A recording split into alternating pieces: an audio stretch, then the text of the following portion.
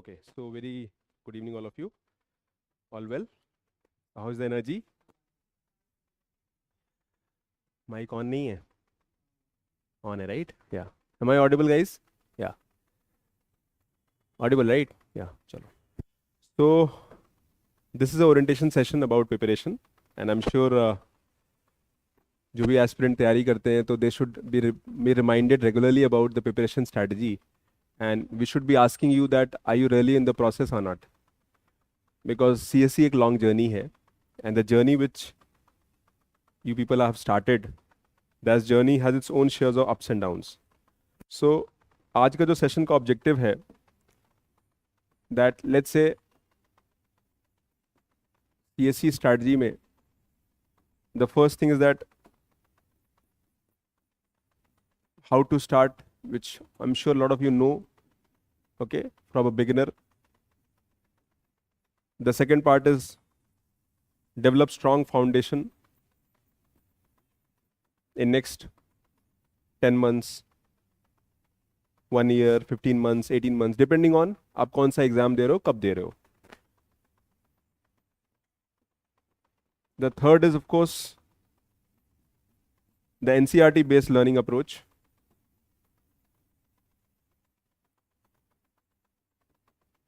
How you should use NCERTs. I have NCERT with me. I'll show you how to use them. Also, UPSC में आप इस journey को follow करना चाहते हो, and you should ask a very big question, that why do you want to get into services? ये why बहुत important है, because the journey जो आपकी रहेगी, इसमें जो motivation आपका intrinsic है, that motivation has to be sustained. In the beginning, it is about basic motivation. Then it is all about process and strategy. I'll share some data with you, and that data will surprise you. Crude form में है because multiple feeds से मिला है. So maybe a decade ago, the people who were cracking the exam, the maximum number of people जो select हो रहे थे, वो second और third attempt में होते थे. That means selection ratio was highest in third attempt. So जो selection होता था aspirants का, maybe let's say 2010 to 2020 हम लेते हैं. So let's say this is एक table है आपका. This is first attempt, this is second attempt, this is third attempt, this is fourth attempt, and this is your fifth attempt. ठीक है, अब इसके beyond तो possible नहीं है. You can't give your life into preparation. And so ये data अभी का, and then let's say vis-a-vis we compare it with the 2020, maybe 20 onwards. तो मैंने एक ट्रेंड को ऑब्जर्व किया. जो पहले का जो ग्राफ था, this graph, let's put it Y. So the graph was like this, कि आपका सिलेक्शन जो है, it used to happen like this, and then selection, number of people जो सिलेक्ट हो रहे थे, उनकी probability, they start coming down. So this is basically 2010 to 20. Then what has happened in the recent time, that अब ये graph बदल गया है. Now this graph is going like this, and then the graph is moving down. That means number of people who are getting selected, highest वो third and fourth attempt में है. Let's say आपका 1000 people are getting selected every year, 1000 to 1100. तो पहले the maximum number of people who got selected were in this phase. In the second and third attempt means आपकी preparation की journey में third year या fourth year में आपका selection होता था. If I start my journey today, after 1 year my basic foundation is done, the earliest जो हो सकता है. Then after 1 year फिर हम एग्जाम देंगे. I'll clear the prelims, then mains, then interview, and then final selection. तो जो minimum cycle है 2 year का होगा. Again 1 year में प्रिपरेशन टफ होती है because of the so many areas to be done. So the chances of getting selection is in the second or third attempt more. तो aspirant जो select होते हैं फर्स्ट अटेम्प्ट में, उनकी संख्या कम होती है. And the people who get selected, they are actually early starters. So even if they are getting selected, they have started the journey at least 2 to 3 years before the exam. So lot of people are targeting 28, 29. We have student जो 29 target कर रहे हैं. सो जब आप तैयारी करते हो तो आपको इस बात को इन डेटा से, I am a person of data because I am engineer, तो मैं डेटा पे बात करता हूँ. I try to quantify preparation in terms of numbers, in terms of hours. That makes things easier to understand. और काफ़ी objectively आप इसको प्रिपरेशन को देखना चाहिए. नाउ ये डेटा से क्या समझ में आता है? Don't you think that today selection और पहले होना चाहिए? In fact, there are so many sources available, everything is online, videos available, strategy sessions available, YouTube पे free videos मिल रहे हैं. The accessibility of material pan India बहुत आसानी से हो गया है. And still, in spite of all these things, हमारा selection जो है वो 1 साल बढ़ गया है. Why? Any answers? Anybody? Yeah. Okay, so you are saying that too much content, too much material. ठीक है. Any other reason? Pattern changes. Okay, so exam में पैटर्न में क्वेश्चंस बदल रहे हैं, एक अनसर्टेनिटी आ रहा है. That is also a reason you feel. Okay, ठीक है. Any other reasons? मिसगाइडेंस. ठीक है, ठीक है. इनफैक्ट ऑल द थ्री जो आपने बोला सही है. But I think the most important which was answered by Shantanu was that कि कॉन्टेंट बहुत ज़्यादा है. बिकॉज हमारे एक प्रोग्राम में मेंटरशिप प्रोग्राम चलता है and that was not a very popular program few years ago. Because हम मेंटरशिप तो डे 1 से करते हैं बच्चों का, फाउंडेशन के बच्चों का. But suddenly the mentorship kind of thing started in last 2-3 years. And mentorship में बहुत सारे स्टूडेंट्स ऑर्गेनिकली जुड़ गए. It started accidentally 2-3 years ago. मैंने सोचा कि अरे स्टूडेंट्स आ रहे हैं और मोस्टली उसमें वो आ रहे हैं जो तैयारी करके आ रहे हैं. So let's define the process. Start एक पूरा स्ट्रक्चर रेडी किया. And today we have more than 80-85 students in mentorship right now. And that number will cross 100 in few months, maybe a month or two. Mein. So the reason why it happened that aspirants को guidance नहीं मिल रहा है. इन्होंने कहा misguidance. The guidance is not clear.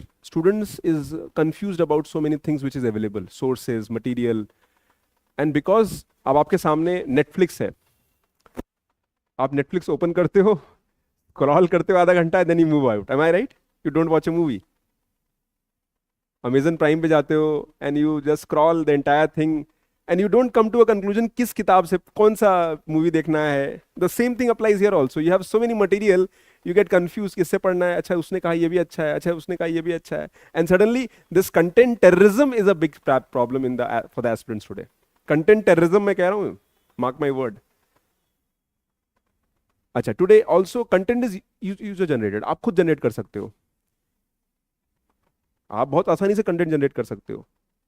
If you have a basic understanding of preparation, you can generate content और एक अच्छा आप पीडीएफ बना के मार्केट में डाल सकते हो. And it will look very appealing for a new aspirant. So यहां पे what you have to do is that you have to control yourself. You have to understand. हमारा उद्देश्य ये रहेगा that how do we move this cycle. ये जो preparation का cycle है बेटा, हमको इसको इधर लेके जाना है अपने लिए. How can I get selected in first और सेकंड अटेम्प्ट, और सेकंड अटेम्प्ट मेरा लास्ट अटेम्प्ट होना चाहिए. ऐसी तैयारी करनी है हमें. For me, I am a believer of that the journey should not extend beyond 2 to 3 years. जब आप एग्जाम का जो एक साइकिल जो है जब स्टार्ट करते हो तो वो मैक्सिमम 2 year का साइकिल होना चाहिए. If I give my first attempt this year, I should B at the max, मुझे एक अटेम्प्ट और देना चाहिए. The reason I am telling is that we are young and you should not prepare. मेरा मानना है कि 25 के बियॉन्ड तैयारी हमें नहीं करनी चाहिए. अपर साइड की बात कर रहा हूं मैं. अगर आप ऑलरेडी तैयार कर रहे हो एंड यू आर ऑलरेडी 24-25, तो उनकी मैं बात नहीं कर रहा हूं. But I am talking about people who are starting as a beginner. So what exactly is happening is that आपका टोटल प्रिपरेशन जर्नी 2-3 साल का होना चाहिए maximum on the upper side. That is what we should be looking at. तो उसमें मुझे क्या करना चाहिए? Can I crack in the first attempt? I have, मेरे पास बहुत सारा डेटा इसमें मैं बता सकता हूं. I have seen the journey of aspirant who have cracked in first attempt. So Pratishtha Mamgain, she was my mentorship student in 2018. She cracked in first attempt. She was 21 years few months. First attempt में all India rank 50 आया उसका. और जब मेरे पास again she was referred by someone. So when she came and met me, I was like, ये मुझे लगा कि ये तो एक तो कोई तुम मतलब स्कूल की कोई लड़की आ गई है, and she was very young and she cracked in first attempt. Yes, she started early. Process defined था, एफर्ट किया, sincere, meticulous. Mitul Dabi, right now he is writing mains again, first attempt में सेलेक्ट हुआ. मेयर 8-9 मंथ्स में ही got selected. But first attempt में 8-9 months में उसने ऐसा क्या किया, कुछ जादू नहीं हुआ. Again he followed the process और एंड तक लगा रहा, थोड़ा लक ने भी साथ दिया और सिलेक्शन हो गया. Then I have my own student Smriti, she cracked in third attempt, all India rank 4. Her journey start in 17, selection 2023 में हुआ. But she was in first year of college, so by the time she graduate she was 2020 में graduation हुआ. तो graduation जब complete हुआ तो उसके बाद मैंने मोमेंटम प्रिपरेशन में आया. Then Covid also came. Her उसकी तैयारी सेकंड अटेम्प्ट में अच्छी थी, she could have cracked it, but CSAT नहीं निकला. Again she said that paper uncertain हो रहा है, अनसर्टेनिटी आ रही है. Answer is yes. Apoorva, second attempt, again my classroom student, foundation student, she cracked in the second attempt. First attempt में उसका प्रीलिम्स नहीं निकला, अगेन सेम प्रॉब्लम. क्या कर लिया, ज्यादा पढ़ लिया, एंड में कंसोलिडेट नहीं हो पाया, रिवीजन नहीं हो पाया, सिली मिस्टेक्स हो गई, प्रीलिम्स निकलते निकलते नहीं निकला. FOMO, fear of missing out, because of the content, too much content, there is a fear of missing out. ये भी पढ़ लें, वो भी पढ़ लें, फिर कुछ भी नहीं पढ़ पाते. What UPSC is doing in the last 3-4 years, if you analyze the pattern of the examination, paper tough हो रहा है. मैं prelims की बात कर रहा हूँ. Mains very relatable, but prelims paper is getting tougher. Tougher in what sense? They are making sure that coaching institutes को फायदा ना मिले. जो बच्चे रोड मेमोराइजेशन कर रहे हैं, फैक्चुअल कोलेशन ऑफ डेटा कर रहे हैं, बहुत सारा पढ़ रहे हैं, they should not get advantage. एक अंग्रेजी में कहावत है, the more the things change, the more they remain the same. So what do? You come back to the basics. आपको चीजों को सिंपल रखना है. सिलेक्शन आपका फर्स्ट अटेम्प्ट में, सेकंड अटेम्प्ट में तभी होगा when you keep it simple, keep it basic. Let's understand what is the requirement of UPSC. UPSC wants you to understand India, write meaningfully on a topic in 150 words, 250 words. आपको 250 word में आपको लिखना है. Rocket science नहीं है, simple है, logic है, common sense है. And for that you need to have a relevant content which is good enough. And that relevant content you'll get from one or two important sources. One is coverage of important primary NCERTs, one newspaper, and at max one standard book. Since you have joined a formal coaching, तो coaching में class notes अच्छे से बनवाए जाएंगे. We make sure that आपके class notes यहाँ अच्छे से बने, because that is the old school and that will work even today. So आप जो class notes class में बनाओगे, make sure they are prepared in such a structured manner that you can carry it for next 2-3 years till the time you get your selection. और वो class notes good enough हैं तो भी चलेगा. As a mentor हमारा focus ये होना चाहिए that process follow हो. In the beginning, don't diverge yourself to multiple sources. Keep it basic. UPSC में 35-40 क्वेश्चन, आप हम लोग का टेस्ट सीरीज का शेड्यूल देख लेना, प्रयास का. आप प्रयास का शेड्यूल देख लेना. अभी आप लोग उस टेस्ट को नहीं दे पाओगे. पीपल हु आर टारगेटिंग 26, 27 वो लोग नहीं दे पाएंगे. 26 वाले तो जो ऑलरेडी तो तैयारी कर चुके वो दे रहे हैं. आप शेड्यूल का सोर्स देखोगे, यू विल फाइंड दैट उसमें सिर्फ एनसीईआरटीज पे हमारा फोकस ज्यादा है. And UPSC is creating questions from basic NCERTs so conceptual, so deep in depth that आप उसको solve नहीं कर पा रहे हो. They are playing with words. And for that you have to be so thorough in the basic source that वहाँ से question की accuracy की probability अच्छी हो, 90% accuracy रहे. Otherwise it's a blasphemy. अगर आपकी accuracy 50% है from NCERTs, you will not be able to crack prelims. Because जो बाकी एरियाज है वो बहुत डायनेमिक है and it is outside your control. आप उसको कंट्रोल नहीं कर सकते हो. तो हमारा उद्देश्य इस सेशन का ये है that how do we crack the journey in a shorter frame. क्या हम शॉर्टर फ्रेम में इसको कर सकते हैं 2 साल 3 साल की विंडो में. If I am targeting 27, 28 should be my last attempt. If I am targeting 26, 27 should be my last attempt. If I am targeting 28, 29 should be my last attempt. क्या यह संभव है? Answer is yes, very much. But again you have to listen to the advice of a mentor people like me, ठीक है? Because again आप करोगे, 6 महीने में आपको आउटकम नजर आएगा. Your confidence towards the preparation will go up, your comfortability towards the subjects will go up, your accuracy towards the questions will go up, your ability to communicate effectively in the answers will go up, and that is how you judge the journey of a preparation. The best thing about UPSC as a journey is that ये process बड़ा objective है. You can measure the preparation at all levels. आप मुझे अपना answer दिखाइए लिख के, in 2 minutes I'll judge that whether you are there or not. Right now 20 seconds से मेन स्टार्ट हो रहा है. More than 25 स्टूडेंट्स जो हमारे हैं वो मेंस का एग्जाम दे रहे हैं, वो अपने टेस्ट लिख रहे हैं, बाहर के टेस्ट लिख रहे हैं, and they are sending me answers, just getting affirmation that sir देखिए ठीक तो है. जस्ट 2 मिनट्स देख के बताइए आंसर यूपीएससी लेवल तक पहुंच गया कि नहीं पहुंच गया. Can I crack the mains or not?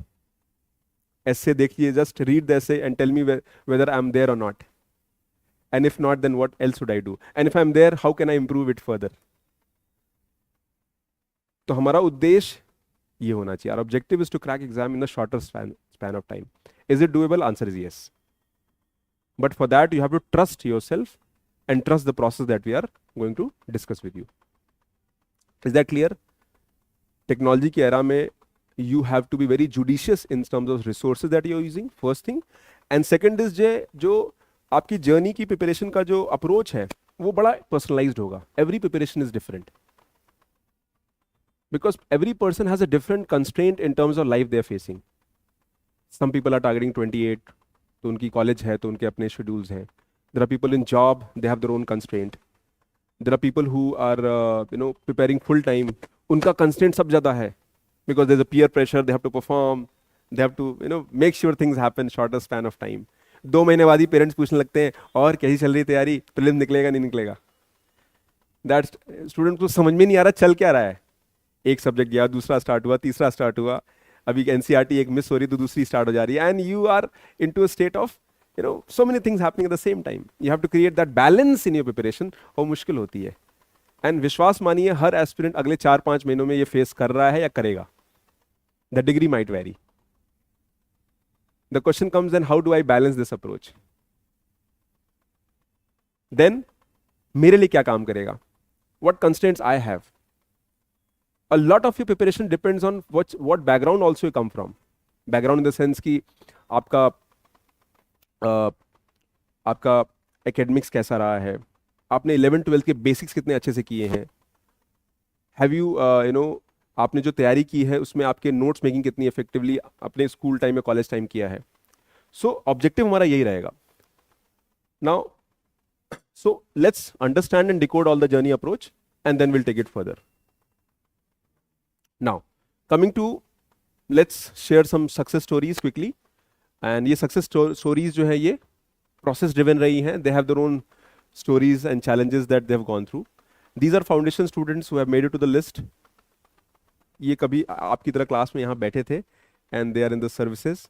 IAS हैं, कुछ IPS हैं, कुछ IRS हैं, and they have made sure that they have persevered in the journey. मेरा सिर्फ ये है कि इन सक्सेस स्टोरीज से हम इंस्पायर होकर हम अपनी सक्सेस स्टोरी क्रिएट करें.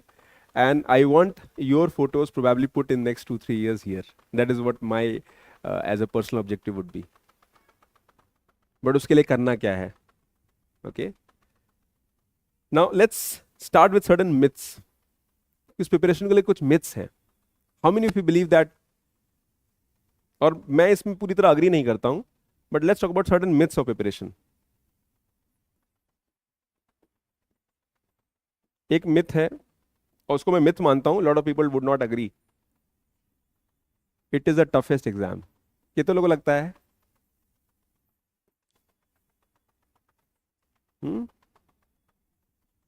Okay, the second myth is you need a strong academic background.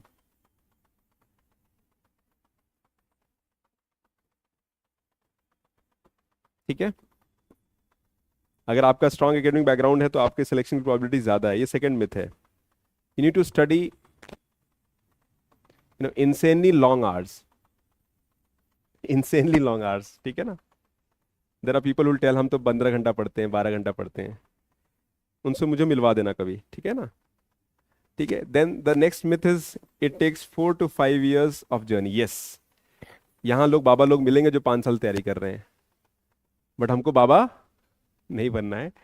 ठीक है, तो उनके लिए 4-5 साल लगे हैं. Again the same thing. I have met students and I can not name them here, but I met students who are in mentorship program, वो 4 साल से तैयारी कर रहे हैं, और मैं उनको वही चीज करवा रहा हूँ जो आपको करवा रहा हूँ. एनसीईआरटीज, बेसिक आंसर राइटिंग, वहां भी गलतियां हो रही हैं. No, there is a saying in English that learning is easy, unlearning is difficult. तो अनलर्न कराना मेरे लिए बहुत मुश्किल है, because you have done something and you have to make it unlearn. ठीक है, और आपका जो एनर्जी है, मोमेंटम है, आपकी जो सेल्फ बिलीव है, वो you are at next level of positivity and confidence in the beginning first 2-3 years. पहले 2 साल में यू आर नेक्स्ट लेवल, और फिर आपका मोमेंटम डाउन होना स्टार्ट हो जाएगा. वेरी फ्यू कैन स्ट्राइव उस, because it's a mental process. आपका प्रिंट नहीं निकलता है फर्स्ट में, यू सडनली स्टार्ट फीलिंग यार वर्क नहीं कर रहा है, let's go for plan B. Maybe plan A perfectly executed नहीं था, तभी प्लान बी पे आप जा रहे हो. ओके, सो ये अगला मिथ है. देन मल्टीपल ईयर्स हमें रिक्वायर्ड होगा, तो ये these are myths. Well, answer is yes. Toughest exam, well I would not say exam is tough, the process is very tough. Process tough है, प्रोसेस लंबा है. There are no outcome can be ascertained in a shorter span of time. Journey लंबी है. Imagine yourself, GS में कितने papers होते हैं? 1 2 3 4. How many subjects? Count them. 12 subjects. आप उनके अंदर काउंट करेंगे, देयर आर 12 सब्जेक्ट्स, सब सब्जेक्ट्स आप जो भी कह लो. Then you have CSAT, उसके 3 पेपर होते हैं, 3 पार्ट होते हैं, मैथ्स, रीजनिंग एंड द वी English part. Then you have essay, अपने आप में पूरा एक पेपर है. देन वी हैव ऑप्शनल, अपने आप में एक पूरी पोस्ट ग्रेजुएशन तक की तैयारी आपको करनी पड़ती है. It has 2 papers. So when you look in terms of the effort you have to make in the subject, it is much wider. आपको काफी एफर्ट करना होता है. तो journey itself take times, maybe 12 months, 15 months, 18 months, depending on who you are and where you are starting from. तो because journey लंबी होती है, it kind of creates a lot of pressure on your understanding and mind. तो हमारा objective ये रहेगा कि हम उसको अपने हिसाब से करें. If you are targeting 26, then it's a mission mode approach. If I'm targeting 27, then accordingly हम preparation को spread out करें. If I'm targeting 29, then accordingly I'll spread my preparation. 28, accordingly हम 3 साल के हिसाब से तैयारी करेंगे. रोड मैप का approach might be remain the same more or less, but only the windows can be shorter or longer. ठीक है, तो जो भी एस्पिरेंट तैयारी कर रहे हैं, आप इन बातों से मत घबराइए. Don't put yourself in a negative mindset in terms of कि मेरा एकेडमिक्स अच्छा नहीं है तो I might not get selected. I have seen with very average academics making it to the services. Nadia हमारे फाउंडेशन स्टूडेंट इस बार सेलेक्ट जो हुई है, she is from a very average private college in Kerala, engineering college, computer science की जो है student रही है, एंड शी क्रैक ट्वाइस. और उसके सोर्सेज तो एकदम लिमिटेड थे, सिर्फ एनसीईआरटी पढ़ती थी. She used to read only NCERTs, और एनसीईआरटी के बाद class notes, 1 newspaper, that's all. और ऑप्शनल जो उसके अपने एंथ्रोपोलॉजी उसका ऑप्शनल था, तो उसमें जो उसने पढ़ा. She scored 414 in GS. I would not say it is very good, but it is good enough for getting a selection. ठीक है, तो मेरा कहने का मतलब है कि अगर हमको लिस्ट में आना है तो हमको इन सारी बातों को समझना पड़ेगा. Insanely long hours, well, I will say that 1/3 rule follow करना है. Consistently 8 hours for people who are targeting 26. 27 आप नंबर को डिवाइड कर दीजिए. 28 4 to 5 hours, 2-2.5 घंटे का सेल्फ स्टडी होना चाहिए. And again it is very individual. A lot will depend on who you are and what background you have. If you come from a background जहां आपके basics relatively इजियरली आपको समझ में आए हैं, you will take shorter window. But process जो है वो हेल्प करेगा. Today we have lot of aspirants who are preparing, और वो जो प्रिपेयर कर रहे हैं तो बहुत सारी गलतियां करते हैं. मेरा उद्देश्य 2 रहेगा, that I will discuss about the mistakes aspirants are making. It is more about what not to do than what to do. Because what not to do भी हम डिस्कस करेंगे. तो first is what to do and then will discuss what not to do. ठीक है, तो पहले बात तो करना क्या है, कैसे तैयारी करनी है. नाउ यूपीएससी की जर्नी में how to start from scratch, NCERT basics, develop GS foundation in next 10 months, 18 months, 20 months, and how do we navigate current affairs. Now current affair is again a very typical part, तो शायद इस पर हम पूरा ना पहुंच पाए, but we'll try it out. Okay, so we'll discuss about syllabus, some pillars of preparation, macro strategy, and then we'll come to the other approach. Now ये एग्जाम का पैटर्न सबको पता है, 3 stage, prelims, mains and interview. Okay, prelims, mains and interview. So prelims is a elimination round. यहाँ कत्ले आम होता है. ठीक है, prelims is a elimination round.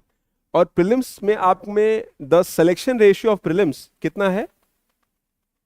3%, less than 3%, less than, यानी जितने लोग एग्जाम दे रहे हैं, so we have as per the number 5.5 lakh people are giving the exam, out of which 15,000 लोगों का प्रीलिम्स निकलता है. तो 15,000 लोगों का प्रीलिम्स निकल रहा है, यानी less than 3%. Now this number might discourage you. Discouraging है ये नंबर, डिस्करेजिंग है ये नंबर कि 100 में से 3 लोग का ही प्रीलिम्स निकलेगा. But I am concern about this number. How many of here are actually serious aspirant? क्या लगता है कितने सीरियस होंगे? जिसने कोचिंग ज्वाइन कर ली वो सीरियस है? जिसने फीस दे दिया वो सीरियस है? जिसने हर संडे को एग्जाम दे रहा है वो सीरियस है? हमारे यूपी बिहार में, I come from east UP, हर संडे कोई ना कोई एग्जाम होता रहता है और लोगों का हॉबी होता है हर संडे अलग अलग जगह एग्जाम देंगे. No, nothing, not questioning those people, but exam देने से थोड़ी निकलेगा. You have to follow the process, आपको मेहनत करनी होगी. My own assessment is that in this 5.5 lakh, we have not more than 15% people who are serious. शायद 70-75 का ही जो है 1000 people are there who are serious, जो उस प्रोसेस को सस्टेन कर पाते हैं for 2 years, 3 years for that journey. That number is very less. और जो strong competition है वो 3000 लोगों में ही है. That 2500, 3000 people. और फिर उसमें से वो 400-500 लोग एकदम और स्टिफ हो जाता है, where it is more like 0.1 second के रेस से हम आगे निकल जाएंगे. And when I see the mains paper, this guy is there. थोड़ा सा भगवान से मनाता हूँ, यार इसका दिन ठीक रहे, कुछ गलती ना करे, कोई ब्लंडर ना करे, इसका हेल्थ ठीक रहे. Now these are things that go in my mind when I see a good aspirant, because I know that कुछ चीजें वहां भी गड़बड़ हो सकती हैं, because there are so many external factors which decide the outcome. तो अगर हम ये कहते हैं 15% पीपल, यानी let's say that number is 75,000, तो 75,000 अगर सीरियस एस्पिरेंट है तो 15,000 तो फिर भी ठीक है. Every out of every 5 serious aspirant 1 will get the prelims. तब ये कॉम्पिटिशन लगता है हाँ ठीक है, देने लायक है. Okay, then coming to the, यानी मेंस कितने लोग दे रहे हैं? 15,000 people are giving. Then mains से you have around 2,500 to 3,000 people जिनका इंटरव्यू कॉल आता है, एंड इवेंचुअली 1000 to 1100 लोग सेलेक्ट होते हैं. ठीक है, तो यहां पे कंपटीशन बहुत स्टिफ हो जाता है 15 के से, बिकॉज यहां पे आप आ जाओगे, बट यहां पे आने में चैलेंज हो जाता है, यहां भी आने में मुश्किल होता है. But from here to here I have seen people who have, वो हर साल सेलेक्ट होते हैं. नादिया 2 बार मेंस निकला, 2 बार सेलेक्ट हुई. अपूर्वा पहले अटेम्प्ट में सेलेक्ट हो गई, मतलब मोमेंट प्रीलिम्स निकला, सिलेक्शन हो गया. स्मृति जैसे पहली बार एग्जाम निकला, प्रीलिम्स निकला, सिलेक्शन हो गया. व्हाई? बिकॉज एक प्रोसेस पे काम किया and they were clear about कि होलिस्टिक तैयारी होनी चाहिए या नहीं होनी चाहिए. माई ऑब्जेक्टिव वुड बी कि जिस दिन आपका प्रीलिम्स निकले उस दिन आप सीधा यहां पहुंच जाओ. The day you clear the prelims, mains is just a routine process that you have to follow. Because prelims निकलेगा, अगर आप ईमानदारी से तैयारी करते हो, 2 year 3 year प्रीलिम्स तो झक मार के निकलेगा. Again I am a believer of process, as I mention, process follow करना पड़ेगा. यहां अगर आप पहुंच गए, देन थोड़ा सा लक, आप इस लिस्ट में आ जाओगे. दिस विल बी, प्रीलिम्स निकालना भी टफ होगा, लेकिन the toughest part is to crack the prelims, because here prelims is the most uncertain part of preparation. सबसे uncertain part है. I gave 3 prelims 3 mains, but every time मैंने gave prelims मैं अपने आप को मानाता था कि कुछ गड़बड़ ना हो जाए। मेरी तैयारी ठीक थी, but I was not sure every time that prelims निकलेगा या नहीं निकलेगा, बट एक बिलीव था कि प्रोसेस फॉलो किया है तो आउटकम फेवरेबल होना चाहिए। Specially in the first attempt में डर था, सेकंड थर्ड में आई वाज क्वाइट इन अ एक मेंटल जोन में था कि हाँ निकल सकता है। बट आई नो इस बार 2 मेरे स्टूडेंट्स हैं, I would cannot name them, but उनका प्रीलिम्स नहीं निकला है और ऑलरेडी सर्विस में है। हर साल होता है, और वो लोग वही गलती करते हैं जो गलती हर सीरियस एस्पिरेंट करता है एंड में। फोमो, ज्यादा पढ़ लेना, रिवाइज ना कर पाना, कंसोलिडेट ना कर पाना, सिली मिस्टेक हो जाना, दिन खराब हो जाना, that would be the last thing. फिर एक विश्वास, अरे प्रीलिम्स तो निकल गया, वो तो सेलेक्ट लिस्ट में है, आईपीएस है, निकल जाएंगे, अरे ऐसी कौन सी बड़ी बात है। And then you get the shock of your life, prelims नहीं निकला, कट ऑफ नहीं निकल रहा है। 87 कट ऑफ है, आप 82 पे हावर कर रहे हो, 83 पे हावर कर रहे हो। तो प्रीलिम्स निकालना सबसे टफेस्ट पार्ट होगा। एंड प्रीलिम्स लास्ट 4 years के पैटर्न में if you analyse, it has become so analytical that you have to be very conceptual, clear in terms of the basics, तभी आपका निकलेगा। 35 to 40 क्वेश्चंस एनसीईआरटी से concept से आते हैं, और वहां पर your accuracy has to be more than 90%। आपके एनसीईआरटी जो सोर्सेज है वहां से आपकी एक्यूरेसी 90% होनी चाहिए, anything less you are out of the game. Because उसके बियॉन्ड जो सवाल है 50-60, वो अलग ही लेवल पे हैं, अनसर्टेन है, कुछ भी आ जाता है, बियॉन्ड सिलेबस है, क्योंकि सिलेबस डिफाइंड नहीं है। Just see the syllabus of prelims, आपको सिलेबस डिफाइंड दिखेगा? नहीं दिखेगा। Mains is defined, mains is predictable. Mains अब अच्छी अच्छी बात क्या है कि आपको 18 क्वेश्चन पता है क्या आएंगे, मतलब not exactly question but theme या ये पे क्वेश्चन तो आना ही आना है। But prelims is the most uncertain part. ठीक है, तो we have to prepare holistically, और हमारी तैयारी कैसी होनी चाहिए कि हम लोग उस होलिस्टिकली उस जर्नी को हम फॉलो कर पाए। Now let me show the syllabus of prelims. ठीक है, तो आप प्रीलिम्स का सिलेबस देखिए क्या लिखा है, छोटा सा सिलेबस है, but devil is in the detail. ठीक है, history of India and Indian national movement, इसमें तो सैकड़ों किताबें लिखी गई हैं। आप सिर्फ एनसीईआरटी पढ़ के जाओगे तो शायद वर्क ना करे, बट उसके बियॉन्ड हम पढ़ भी नहीं सकते because we don't have time and bandwidth. तो जो एनसीईआरटी से सवाल आएगा वो गलत नहीं होना चाहिए।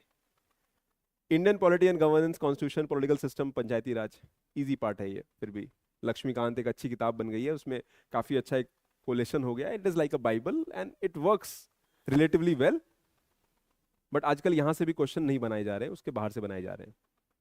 तो फिर आपको लोकसभा की वेबसाइट देखनी पड़ती है, राज्यसभा की वेबसाइट देखनी पड़ती है, again you don't have that time.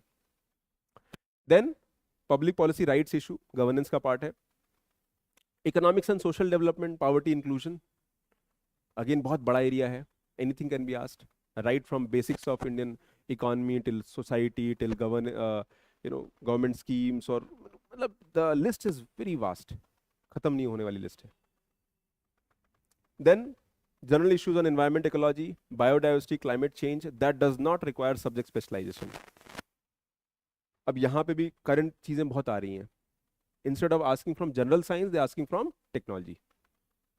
वो टेक्नोलॉजी से सवाल पूछते हैं, एंड टेक्नोलॉजी के सवाल बहुत वाइड है, माइक्रोग्रेविटी पे सवाल पूछ रहे हैं, कॉन्सेप्ट के अंदर घुस जाते हैं, स्टूडेंट इमेजिन नहीं कर पाता वहां सवाल आएगा। अब अपू सर ने जो क्लास लिया था, 6 questions came from the class itself.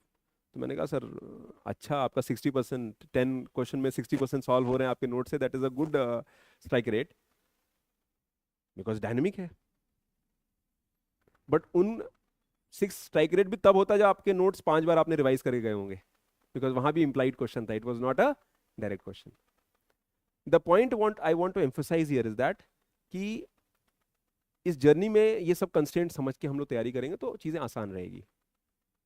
Syllabus is open ended, कुछ भी करंट, पहला ये है current events of national international importance. अब यहां तो कुछ भी पूछ सकते हैं, you can ask anything. Now CSAT, they don't want engineers to get advantage, तो यहां इसको अनसर्टेन बना देते हैं। यहाँ पे क्रिटिकल रीजनिंग डाल देंगे, you know, you have to have very good reading habit, very good conceptual clarity.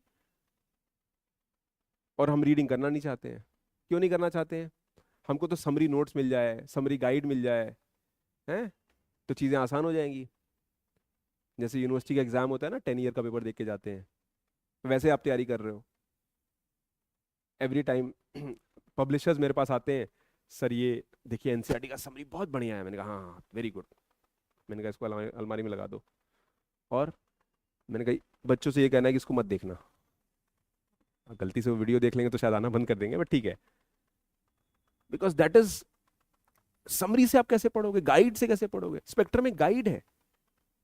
Spectrum से मेंस का सवाल नहीं निकलेगा, प्रीलिम्स का सवाल शायद फैक्चुअली आपको डेटा मिल जाए, बट कितना रटोगे आप? कॉन्सेप्चुअली हिस्ट्री आपकी अंडरस्टैंडिंग में होना चाहिए, तब आप उसको सॉल्व कर पाओगे। लक्ष्मीकांत वेरी फैक्चुअल लोडेड, उसमें आप फिलोसफिकल क्वेश्चन सॉल्व नहीं कर पाओगे, मेन से क्वेश्चन नहीं सॉल्व कर पाओगे।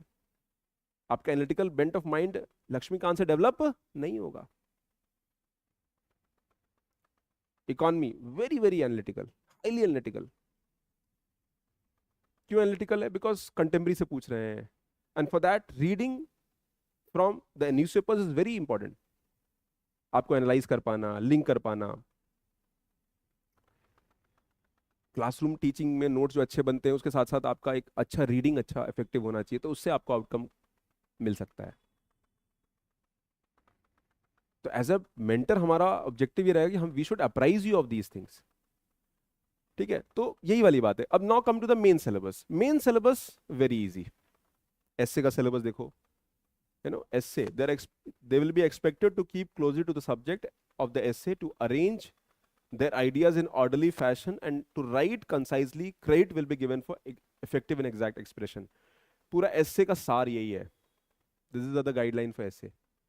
इसको समझने में हमें टाइम लग जाता है, हम कुछ भी लिख देते हैं। तो यूपीएससी गाइडलाइंस को बहुत ध्यान से देखिएगा। Paper has become uncertain, but उस अनसर्टेनिटी में जो सर्टेन एरियाज हैं, हम वहां पे अपना इफेक्टिवनेस लेकर आएंगे। Because in spite of the uncertainty they will be certain areas. UPSC उन अनसर्टेन एरियाज को, सर्टेन एरियाज को चेंज नहीं कर सकता है। UPSC would not want that somebody sitting in Delhi ओआरएन should have the advantage. UPSC would want that anybody in sitting in any part of India should have the same advantage. वो चाहेंगे गांव में बैठा एक बच्चा है, अगर वो सिंसियर है, उसको प्राइमरी सोर्स का एक्सेस है, उसको एनसीईआरटी का एक्सेस है, उसको वन न्यूज़पेपर का एक्सेस है, उसको स्टैंडर्ड बुक्स का एक्सेस है, तो ही और she should be able to crack the exam as effectively as you can. Am I right? लेकिन प्रॉब्लम ये है कि उसको ये इन्फॉर्मेशन पता नहीं है। Lot of people crack examination with self study also. मेरे कई स्टूडेंट मेंटरशिप में उन्होंने सेल्फ स्टडी किया है, सेल्फ स्टडी किया है। बट सेल्फ स्टडी के लिए ड्राइव बहुत चाहिए होता है, मुश्किल होता है सेल्फ स्टडी में, डिसिप्लिन नहीं बन पाता है, धक्का देना पड़ता है कुछ लोगों को। इंस्टीट्यूट के बहाने तुम्हें रोज धक्का मिलता है कि आना है, पढ़ोगे। एंड ऑफ कोर्स हम लोग कुछ प्रोसेस को इजी कर देते हैं। जो आप क्लास में आप सेल्फ स्टडी में 10 घंटे में करोगे, मे बी हम उसको 3 घंटे में एड्रेस कर देंगे।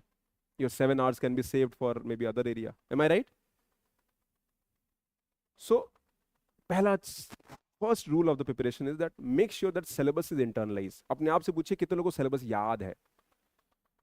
अगर याद नहीं है तो याद कर लीजिए। Every word of the syllabus should be there in your understanding.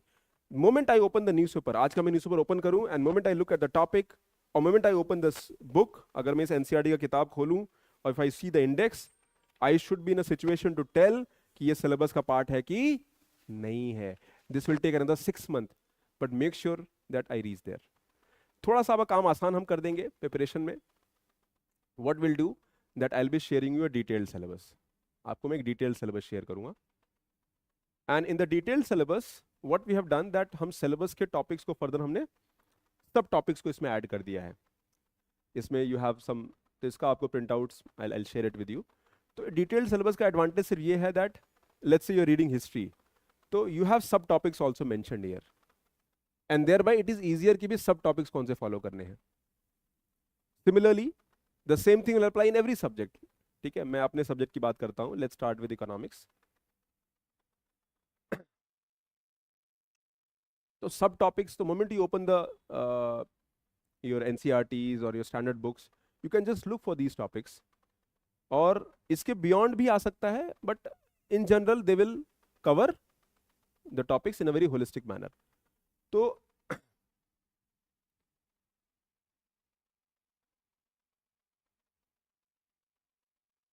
This is geography, history,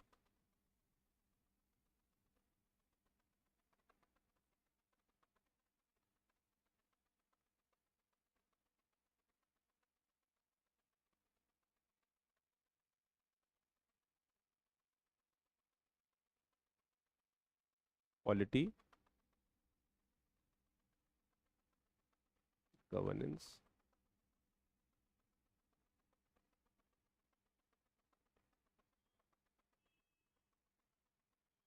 तो 70 पेज का सिलेबस हो गया, है ना.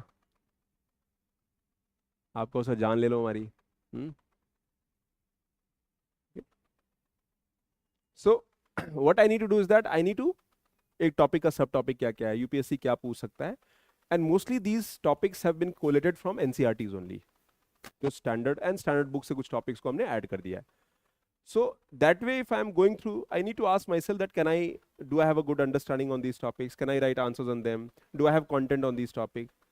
तो हम भी जब पढ़ाते हैं तो हम I just make sure that इस ये टॉपिक सब टॉपिक्स हमारे नोट्स में कवर्ड है कि नहीं है. फिर कुछ बचता नहीं, nothing remains outside this. Almost we have covered holistically at minor details. तो और बहुत सारी चीजें डायनेमिक है, that for example government schemes are very dynamic. So what I have to do here is that there are pillars of preparation, उसके बारे में बात करते हैं. बट बिफोर गोइंग अहेड, ये हमारे मिथ्स हैं. नाउ सीएससी के प्रोसेस में we have two stages. The first is prelims as well as the mains. तो प्रीलिम्स में एंड मेंस में हमारे कट ऑफ्स क्या हैं, how do I know that my journey is moving in a right way. तो prelims का cut off is around 45 to 50% on an average, and mains का cut off is again around 45%, and eight 50% आप AIR 50 आ जाओगे. ठीक है ना. 45% पे आप लिस्ट में आ सकते हो, and 50% we will be in the top 50 rank. You can see how close the competition is. And in the first stage 45 to 50% will be the cut off. मतलब कि हमारा कट ऑफ 90 to 100 के बीच, 87, 88 ये cut off पिछले कुछ सालों में रहा है. So 44-45% is the cutoff that we are witnessing in the last few years. So how do you judge your preparation? When I'm solving MCQs, when I'm solving questions, तो मेरा एक बेसिक अंडरस्टैंडिंग ये होना चाहिए कि भाई अगर हम सॉल्व कर रहे हैं तो आई should be in a situation कि हम 45 या 50% के बेंचमार्क को क्रॉस करें. In my test, in my answers, if I am crossing 40% in my mains answers, I'll be able to 40-45% अगर मेरा चल रहा है, क्रॉस हो रहा है, 50 से ऊपर वो नहीं जाएगा. तो that means I am right on the track. अगर आपके 10 मार्क का क्वेश्चन है, if you getting 4 marks, 4.5 marks, you are on track. अगर 2-3 मिल रहा है तो गड़बड़ है, थोड़ा काम करना पड़ेगा. Next question is how do I bridge that benchmark. It will take some time. You have to have some patience. Okay. Now coming to, तो हमारा अगले 6 महीने में, साल भर में, 1.5 साल में ये ऑब्जेक्टिव रहेगा कि इस बेंचमार्क को हम टच करें, and then I cross this benchmark. Now there are pillars of preparation, और ये सबको पता है. बहुत सारे लोग यूट्यूब वीडियो देख के आए हैं, बहुत सारे लोगों को ये डिस्कस एंड टॉपर्स का वीडियो देखा है. तो I am not going to tell something different, but I am again I will make it simple. पहला बात, सिलेबस इंटरनलाइज कर लीजिए. डिटेल्ड वाला नहीं, जो आपका बेसिक सिलेबस है. Every topic of the syllabus has to be there in your mind. Moment if I ask this is part of syllabus or not, your answer should be either yes or no. और अगर आपको ये याद नहीं हो पाएगा तो गड़बड़ है. आई हैव मेट पीपल जो 3 साल बाद उनको सिलेबस नहीं पता है. सर देख के बताता हूँ. मैंने कहा are you serious?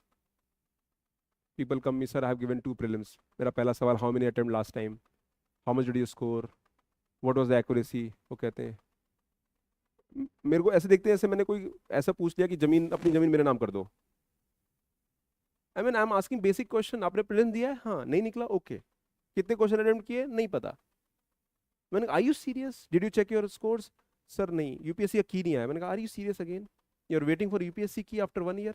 Don't you get answer key from various coaching institute? Check नहीं किया? What was the accuracy? नहीं देखा? तो फिर कर क्या रहे हो, यहां क्यों बैठे हो? आपका प्राइमरी प्रिपरेशन की प्रिपरेशन करोगे तब तो सिलेक्शन होगा। The first thing you have to do is to prepare for the preparation, और आप वो नहीं कर रहे हो। You don't know your weaknesses, आपको पता ही नहीं है टॉपिक स्कोर कितना आया है, तो you are on a wrong field में भी। आप इसको सीरियसली नहीं ले रहे हो, and believe me it will hit back, this time will hit back. But जो थोड़ा सा मेटिकुलस होगा, plan, 5% of 5% of your preparation time should go for little planning, strategising, thinking, planning. थोड़ा दिमाग, बुद्धि का इस्तेमाल करो, use your common sense. Cut off पता है, पेपर पता है, पैटर्न पता है, क्वेश्चन पता है, then what is the problem? Problem is that आप उस पर ध्यान नहीं दे रहे हो। हम लोग रोज पढ़ा रहे हैं, नोट बना रहे हैं, पढ़ रहे हैं, but very people are writing. You don't write because you believe that writing में अभी थोड़ा दिक्कत है। There is problem in writing, and why there is a problem in writing? Because content नहीं है। अरे भाई, किताब लिखने लायक कंटेंट हो जाएगा तब लिखोगे, जितना है उतना लिखो। You know less, right less. Can you define topic? Can you explain topic in your own word? Because that is the objective. आपको क्लास में एक टीचर ने कॉन्सेप्ट बताया, तो can you right that concept in your own language? When you, if you have read a newspaper article, क्या उसकी summary आप 5 line में लिख सकते हो? Can you write 8 points, 5 points on that or not? But if you can not, that means preparation में gap है। फिर if you not doing it, at least try to do it. वो होगा, a time will come within a matter of few days, month, that will become a very natural process in the effort. ठीक है, तो हमारा objective ये रहेगा कि पहले तो सिलेबस याद होना चाहिए, and then you should have a macro strategy. हमारी एक मैक्रो टाइमलाइन एंड स्ट्रेटजी होनी चाहिए।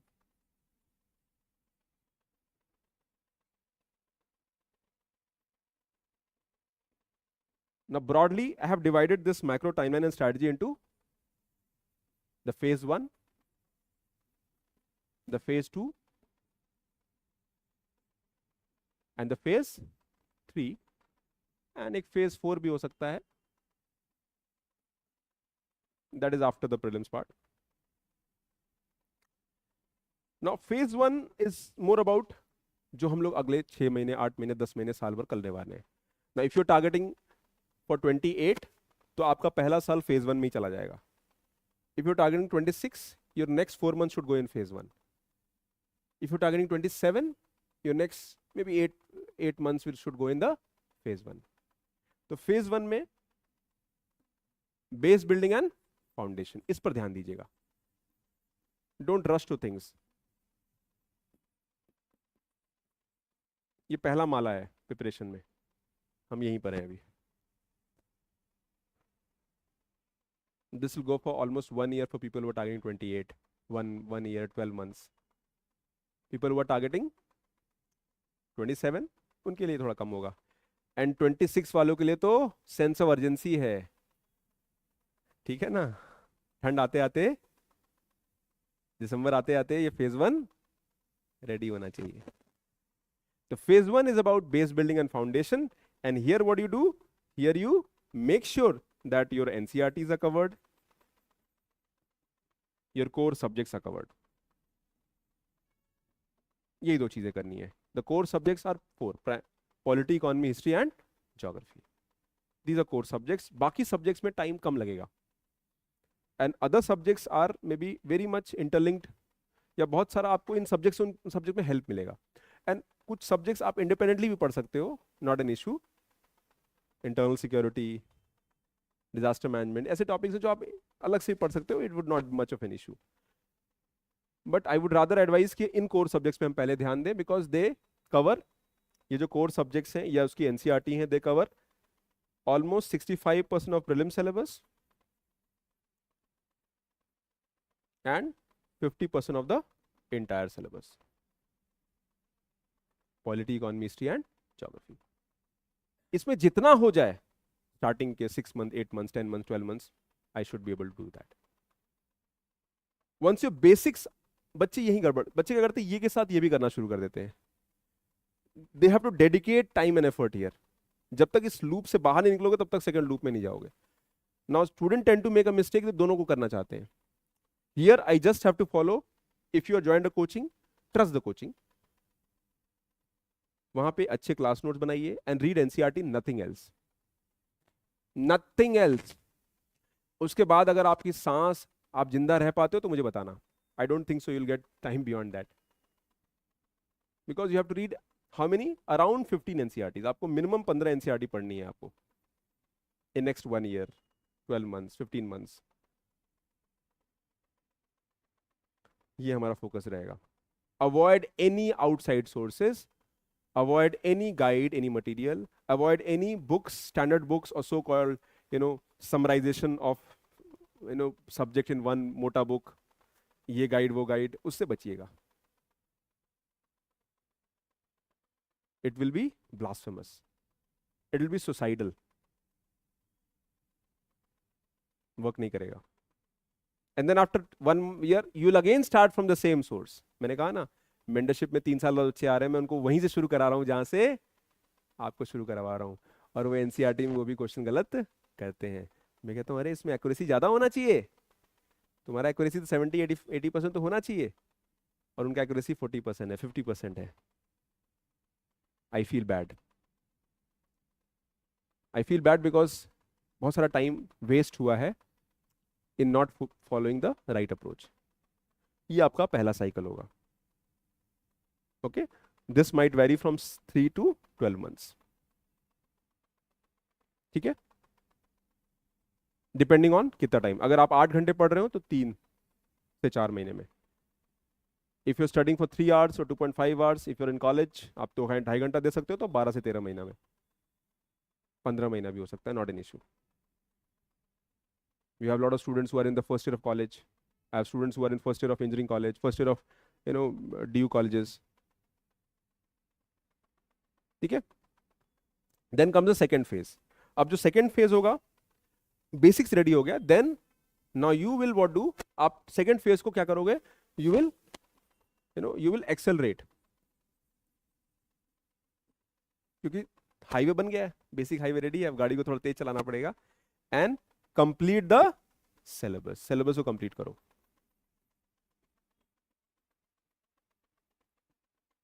मेक श्योर उस सब्जेक्ट को पढ़ो, बिकॉज कोर सब्जेक्ट हो गया तो फिर बाकी सब्जेक्ट टेक्स लेस टाइम.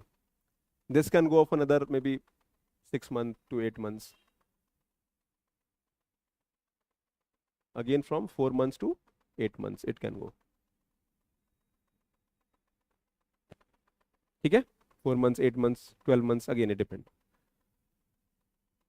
अब now coming to the phase 3. Phase 1, phase 2 में आपकी तैयारी कंप्लीट हो जानी चाहिए. हियर योर बेसिक कोचिंग का काम यहां खत्म हो जाता है. कोचिंग की जो फॉर्मल अप्रोच है, वेर यू आर स्टडिंग, या आप सेल्फ स्टडी भी कर रहे हो, तो आपका syllabus is completed. Now now comes the phase 3, और ये फेज 3 होता है that whatever you've done in the phase 1, phase 2, so consolidate करना है. तो this is the phase of consolidation. आपका basic foundation develop हो गया. Now you take advantage of the foundation, you do value addition, आप update करते हो, upgrade करते हो, and you try to take your preparation to next level by putting extra effort. आपकी economy के notes बने हैं, आप करंट को अपडेट करो, उसमें इकोनॉमिक सर्वे को अपडेट करो, बजट को अपडेट करो, उसको रिवाइज करो, प्रैक्टिस करो, एमसीक्यूज लगाओ. कॉन्सेप्चुअल बेसिक्स रेडी हैं, add current understanding, bring contemporary relevance in your understanding. Always ask that why UPSC is asking this question. ये सवाल हमेशा क्यों पूछा जा रहा है? Even if the question is very static. मैं मेंस के पेपर्स अभी काफी चेक कर रहा हूँ. First thing I check that ये क्वेश्चन में आपने contemporary relevant लिंक किया है कि नहीं किया है.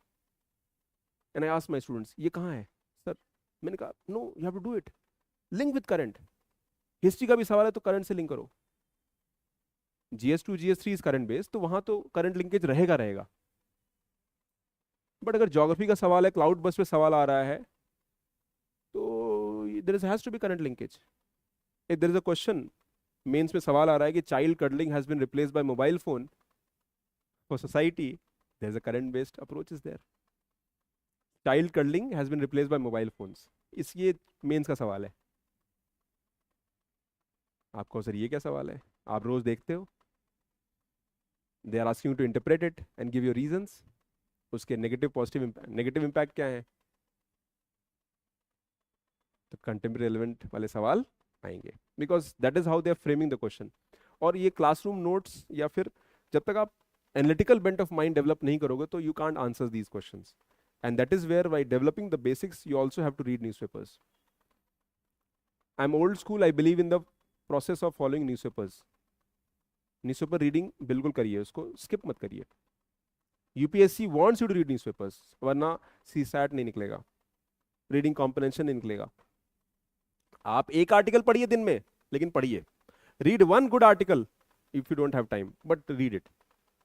You can't read for 1.5 hour, 45 minutes, 1 hour. Read 15 minute one article, but read it every day. Mark my word, it will make a difference to your preparation. आपको दिखेगा नहीं, 6 महीने बाद आपका interpretation, analytical mind अलग level पे रहेगा. You are a thinking person, correlating all the time. Okay? तो ये third phase है, ये phase है consolidation का. Maybe this people who are targeting 28, तो first year, second year, and this is your third year. For people who are targeting 27, this should go on for next 12 to 15 months. आपका आखिरी का जो 8 महीना 7 महीना होना चाहिए वो इसमें जाएगा. If you are targeting 2026, then this process should start from Jan or Feb. और यहां पर फिर फोकस क्या रहेगा कि प्रीलिम्स कैसे निकले, क्या निकले, how do you crack the prelims. Revise करें, कंसोलिडेट करें and make a strategy for cracking prelims. CSAT हो गया, प्रीलिम्स के एरियाज हो गए, how do I handle uncertainty, how do I make sure my accuracy goes up in the static areas, how do I value add my preparation beyond my NCERTs so that I can crack maybe 20 more questions, ताकि cut of को breach कर दें. Practice, revision, improvisation. अगर आप सिर्फ 30 year का PYQs follow कर लो और एनसीईआरटीज फॉलो कर लो, प्रीलिम्स निकल जाएगा. ये स्ट्रैटेजी मैंने इस साल 4-5 बच्चों के साथ किया, सबका ऑलमोस्ट निकल गया, 1-2 को छोड़ के. कुछ लोगों ने तो करंट अफेयर भी नहीं पढ़ा था and they crack prelims. Current affair पढ़ा ही नहीं था. मेंटरशिप ज्वाइन किया कुछ बच्चों ने, उन्होंने सेल्फ स्टडी किया था अपने लेवल पे. सम ऑफ देम ज्वाइंड इन मार्च और मई में प्रीलिम्स था, प्रीलिम्स निकल गया. कोई जादू, मेरा जादू नहीं था, उनका जादू था. Only thing we invested in the process. They said, sir 26 exam देना है, ठीक है, ज्वाइन कर लिया, पढ़ाई स्टार्ट करी. Said what if I crack the prelims this year? निकल सकता है क्या? मैंने कहा let's sit and discuss. क्या क्या तुमने पढ़ा है? ये इतनी बार पढ़ा है, लक्ष्मीकांत 3 बार देखा हुआ है, एनसीईआरटीज पढ़ा हुआ है. मैंने कहा हो तो सकता है, बट करंट अफेयर पूरा छोड़ना पड़ेगा. गैम्बल करते हैं. हमारे पास 60 क्वेश्चन ही हमें यूपीएससी प्रीलिम्स में हम अटेम्प्ट कर पाएंगे, and I have to make sure that I score decently enough. वहां पे मेरा 75% एक्यूरेसी रहे. And worked. 30 ईयर का पीवाईक्यू, स्टैटिक को ढंग से रिवाइज किया, एंड करंट में फिल्टर्ड अप्रोच एंड में फॉलो किया अगला लास्ट 20 डेज में. वो भी स्टैटिक बेस्ड रहा. For example in current affair what can be asked, जो स्टैटिक के टॉपिक वहीं से करंट को लिंक करोगे. If vice president in news, अगर न्यूज में वाइस प्रेसिडेंट है तो वाइस प्रेसिडेंट पढ़ो, उसको अच्छे से कर लो, उस पर यूपीएससी प्रीलिम्स का सवाल आएगा. यू माइट से दैट अरे ये तो स्टैटिक सवाल है. No, it was in news, it was in news.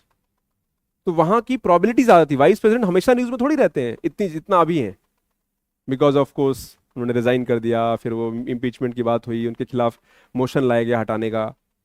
अब तो वाइस प्रेसिडेंट इलेक्शन ही होने वाला है. Am I right? So even though static topic का कंटेम्प्रेरी लिंकेज है, तो आपने वो फिल्टर्ड अप्रोच लगाया, यू आइडेंटिफाइड द टॉपिक, और यूपीएससी वहां से पूछेगा. तो it's a very logical examination. अब ब्लैक सी पे सवाल पूछा जा रहा है because it is in news, it is in news. कोई करंट टॉपिक है जो न्यूज में है, वहां पे सवाल पूछा जा रहा है because it is in news. आप बहुत आसानी से उनको फिल्टर करके पहुंच सकते हो. It just that you have to use your common sense. Okay, so preparation के फेजेस यही रहेंगे कि हमारा macro timeline. Now here you have a coaching timeline and you have your self study timeline. दोनों को इंटीग्रेट करना होगा, and that is where my role comes in between, where I will help you in strategizing the coaching timeline with your timeline. You come to me, discuss your preparation plan कि sir ये है, ये करना है, and will make it simple and basics. Third phase जो होगा वो intensive रहेगा, revision, test, answer writing, repeat repeat, revision, repetition, repetition is the key. और रिपीटेशन तभी होगा जब सोर्सेज कम रहेंगे। फोमो से बचना होगा। फोमो मतलब मार्केट में आप घूम लो, मार्केट में इतनी अच्छी अच्छी किताबें दिखेंगी ना, मन करेगा बस यही वाली किताब घर लेके चलते हैं। छोड़ो लक्ष्मीकांत साइड में, छोड़ो वो एनसीईआरटी साइड में, इतना सुंदर डायग्राम, फ्लो चार्ट, वाह क्या लिखा है इस बंदे ने, बट कॉन्सेप्ट आपका तैयार नहीं है। तो ये गलती से बचना है। हम लोग we were fortunate because we never had the kind of advantage, हमें वो एडवांटेज नहीं था। Okay, the fourth phase is once you crack the prelims is the mains guidance. Prelims निकल गया और मेंस का, अब यहां मेंस, यहां हम प्री प्लस मेंस की तैयारी को कंसोलिडेट करेंगे थर्ड फेज में। I will consolidate the preparation, the pre plus mains. Now people who are targeting 28, तो ये 27 में ये फेज आएगा। इफ यू आर टारगेटिंग 27, तो 26 के मिड में ये फेज आएगा, 26 से मिड अक्टूबर नवंबर में फेज आएगा। तो हमें अपनी प्रिपरेशन को समझना होगा, where I stand and how do I converge my effort according to the macro plan. Now UPSC को जानने का दो ही तरीका है। Okay, the trend and the pattern को अगर समझना है, there are two things. The first is internalization of syllabus and the PYQ मंथन। क्या करना है? प्रीवियस ईयर क्वेश्चन को मथना है, मंथन करना है उसका। अमृत भी निकलेगा, जहर भी निकलेगा, अमृत निकालना है अपने लिए, right? So how do you do that? तो इसमें प्रीलिम्स, कुछ लोग लिख नहीं रहे हैं, इतनी मेमोरी इंटैक्ट है क्या, सब याद रहेगा? हाँ, भगवान ने इतना दिमाग तेज दिया है कि सब याद रहेगा। हाँ, स्वयंभू है हम, हमें सब पता है। हाँ, right.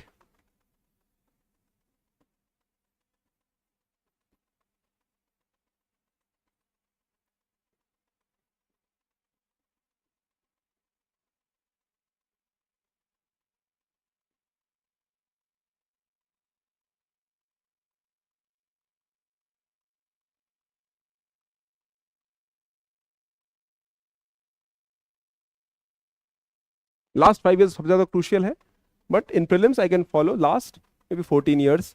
Y 2011? Because pattern change year, उससे पहले करंट पैटर्न नहीं था।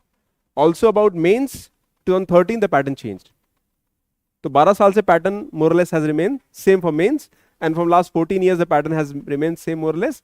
Well, number of questions has remain same, the pattern has not remain same. Pattern तो रोज बदल रहा है, और यूपीएससी इतना डायनेमिक है ना कि there is no trend and pattern, there is no एक कॉमन ट्रेंड आप उसको निकाल सकते हो। हाँ, ठीक है। तो you should always have a basic PYQ based approach जो हमें करना चाहिए।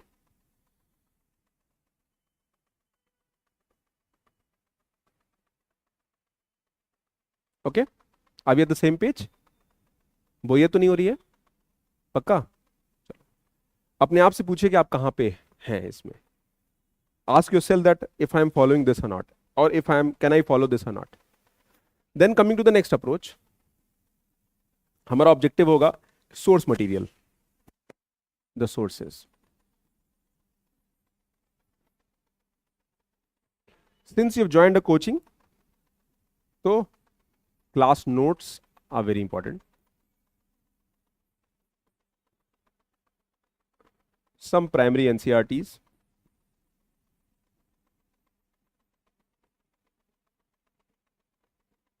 ठीक है, स्टैंडर्ड बुक्स,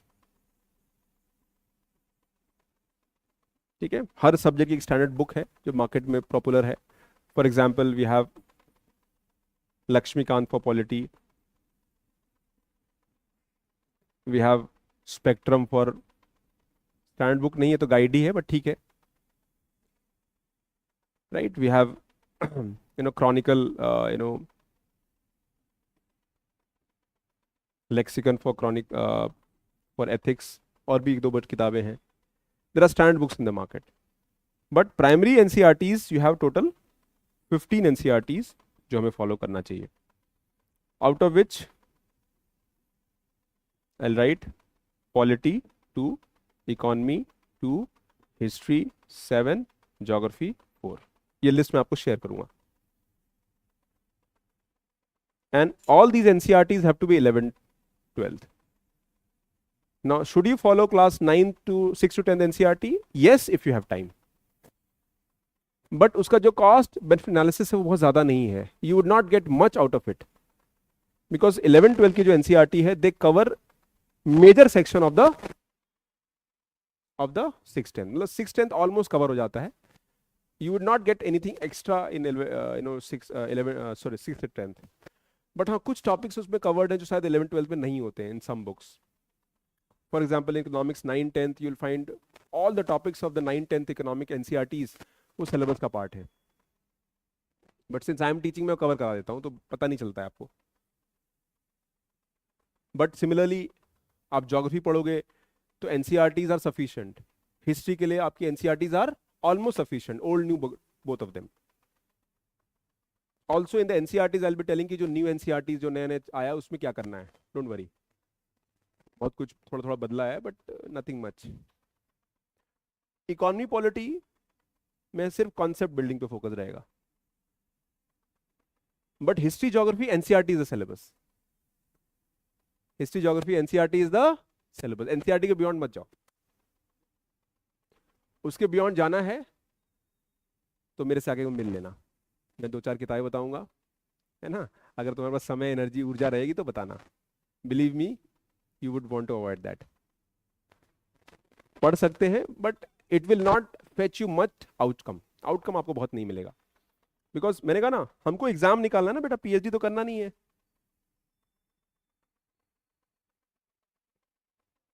ठीक है ना, हमें एग्जाम निकालना है, पीएचडी तो करना नहीं है. और अगर पीएचडी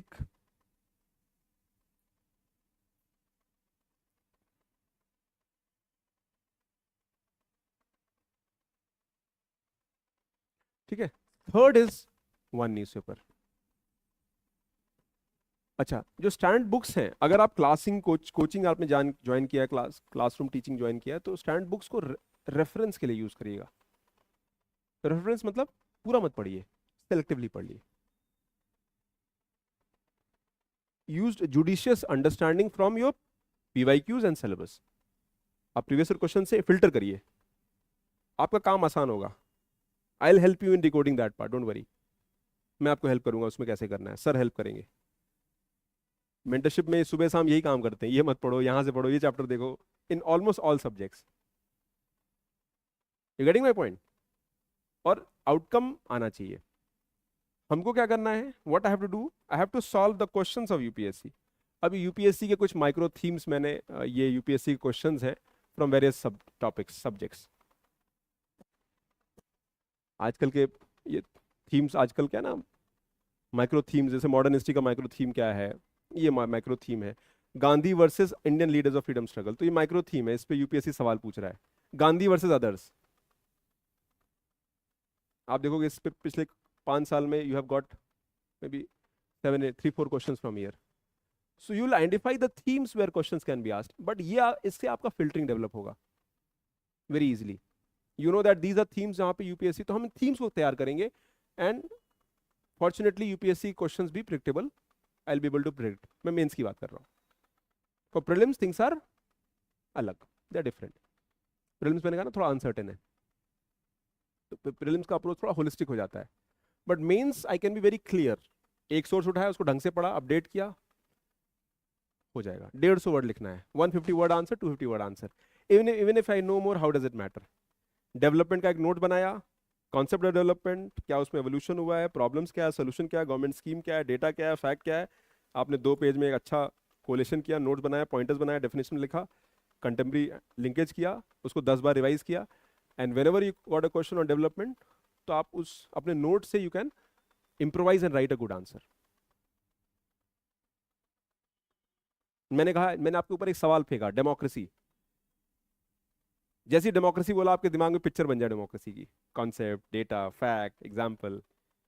मैंने कहा rights, what is rights, what is fundamental right, what is so fundamental about it.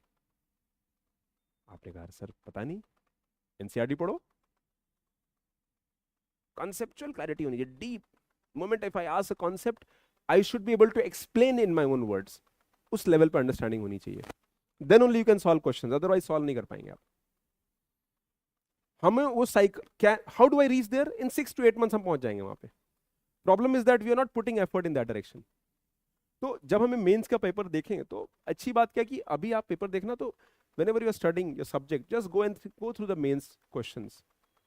अच्छा सवाल कैसे आ रहे हैं, let's see, okay okay okay, अरे ये तो समझ में नहीं आ रहा सवाल, ठीक है, आज समझ में नहीं आया, कल समझ में आएगा, फिर निकलेगा, फिर अच्छा होगा, फिर बेटर होगा, फिर टॉपर लेवल तक पहुंच जाएंगे। Am I right? That is how it start. जैसे इंडिया के में मैन्युफैक्चरिंग की सक्सेस स्टोरी के बारे में कहा जाता है कि जो इंडिया की मैन्युफैक्चरिंग स्टोरी है, दैट स्टोरी पर lot of people are questioning that story.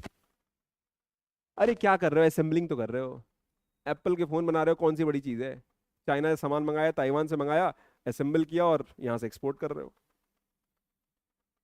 शुरुआत तो असेंबलिंग से ही होती है। फर्स्ट यू असेंबल, पहले तो सोचते हो, फैक्ट्री डालते हो, देन यू असेंबल, फिर आप R&D करते हो, फिर उसका इंटरनल आप जो है यू इंडिजनाइजेशन ऑफ प्रोडक्ट करते हो, फिर कंट्री में बनाते हो, फिर नेक्स्ट लेवल पे जाते हो। That is how you start. तो प्रोसेस गलत नहीं है, इट्स जस्ट दैट वो फर्स्ट स्टेप है, और लोग थर्ड स्टेप एक्सपेक्ट कर रहे हैं, and you are comparing India with Taiwan, Vietnam and China. We can't reach there. उनको 30 साल 40 साल लगा, हमें भी लगेगा 20 साल 25 साल 30 साल। But are we following the process, are we on that path, are we trying to maybe make sure that India becomes a manufacturing hub, are we doing enough? These are question you should be asking. Preparation में भी same होगा कि क्या हम try कर रहे हैं question समझने की, am I trying to maybe decode the question, am I struggling with those questions, what is my degree of struggle, or is it that struggle को मैं छोड़ दे रहा हूं बीच में ही? Because all these things will matter a lot. आपका plan of action क्या है, course of action क्या है आफ्टर दैट स्ट्रगल? आपकी आपका लॉट ऑफ पीपल, जैसे how many people have their own favourite subjects यहाँ पे? What is your favourite subject? English.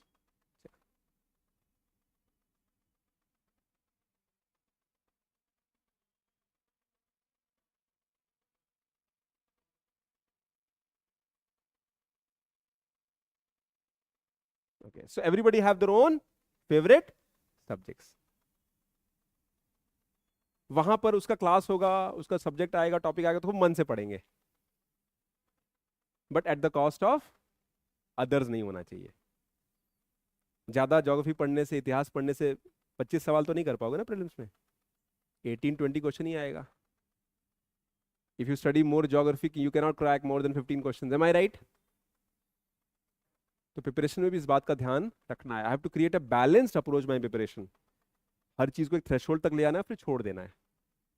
PhD नहीं करना है, किताब लिखना है, और फ्यूचर में टीचिंग करना है तो अलग मुद्दा है, उस लिए तो आए नहीं हो। M I right? सिलेक्शन के लिए आओ ना, हमारा पाथ तो चूज नहीं करना ना। हम तो एक्सीडेंटली आ गए, I came here accidentally, it was not pre decided.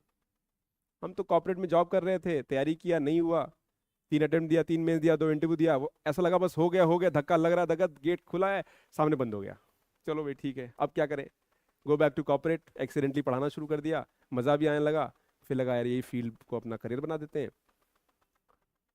And the journey started. हाँ, मजा आता है जर्नी में, थोड़ा सा प्रेशर रहता है, बट ठीक है, एंजॉय करते हैं बाई चॉइस। कॉपी तुम लोग लिख के दे देते हो तो चेक करने में टाइम निकालना पड़ता है, वही थोड़ा प्रेशर रहता है, रेस्ट इज ओके। सो ये जर्नी हमें नहीं फॉलो करनी है। मुझे एग्जाम निकालना है, I have to very objective and practical in my approach, और 2 से 3 साल नहीं होना चाहिए, ये अपने आप में जहन में डाल लो, और हमेशा इस सवाल का जवाब दो आस्क राइट क्वेश्चंस। जो भी एस्पिरेंट इस बात को समझेगा जल्दी, दे विल गेट सिलेक्शन जल्दी। They will start the journey. If you're starting the journey early, make sure your selection is also early. और आपका जर्नी थोड़ा अगर लेट है आपके हिसाब से तो कोई बात नहीं, जब जागो तब सवेरा।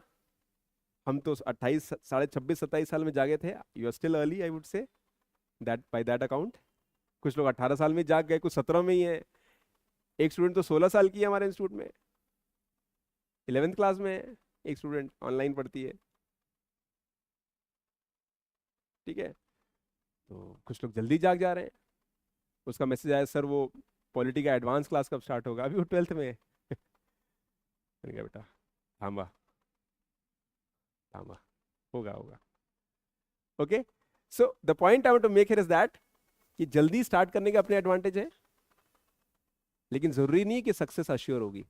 और लेट स्टार्ट करने का मतलब ये नहीं कि सक्सेस अश्योर नहीं होगी, सक्सेस दोनों में अश्योर होगी, बशर्ते the process has to be personalized as per my requirement. Then this exam is about skills. Reading skill. What is reading speed? अपने आप से पूछो. Don't tell me. Go and just check your reading speed today. आपका reading speed 50 to 70 words per minute को ज्यादा नहीं होगा, take my word. और ज्यादा होगा तो मुझे बताना, मेरी तरफ chocolate free. If you reading speed is more than 70 words per minute, come to me और मेरे सामने पढ़ना। चॉकलेट इतनी आसानी से नहीं मिलेगा। I'll give an article, read that article, and if you breach that 70 word, you take a chocolate from me. और 100 क्रॉस हो गया तो मेरी तरफ से किताब फ्री एक दूंगा। और 150 फ्री हुआ, मतलब 150 क्रॉस हुआ तो अभी सोचते हैं उसके बारे में। Reading skill, develop the skills. Reading कैसे इंप्रूव हो, जो काम कर रहे हो रिफाइन कैसे हो। Because if you have better reading skill, you have your speed is better. कितने लोग यहां पर हैं? How many of you are here mentally? यहीं पर है सब लोग? कुछ और चल रहा है? दरवाजा खुला, कौन आ रहा है? खिड़की से आवाज कहां से आ रही है? एसी की आवाज कहां से आ रही है? पंखा क्यों तेज चल रहा है? गर्मी क्यों इतनी हो रही है? लॉट ऑफ पीपल इसी में फंसे हुए हैं। मोबाइल क्यों हुआ? किसका मैसेज आया मोबाइल पे? उसी में फंसे हैं आप लोग। इन डिस्ट्रैक्शंस को try to overcome these distractions. अपनी प्रिपरेशन को, अपनी लाइफ को थोड़ा डिटॉक्सिफाई करिए। Detoxify negativity, bad energy, poor energy, उनसे दूर करिए अपने आप को। पॉजिटिव रहिए, सेल्फ बिलीव लाइए। ये जर्नी की रियलिटी है। हर अच्छी सक्सेस स्टोरी के पीछे ये सारे स्ट्रगल रहते हैं। और मेरी सक्सेस स्टोरी जब बने तो एक अच्छी स्टोरी बने, right? So we have discussed the syllabus, we have discussed the basic strategy planning, we have discussed study material, and we have discussed the current पे हम डिस्कस करना है। Now coming to the next stage, NCERT based learning, इसको थोड़ा discuss करना जरूरी है।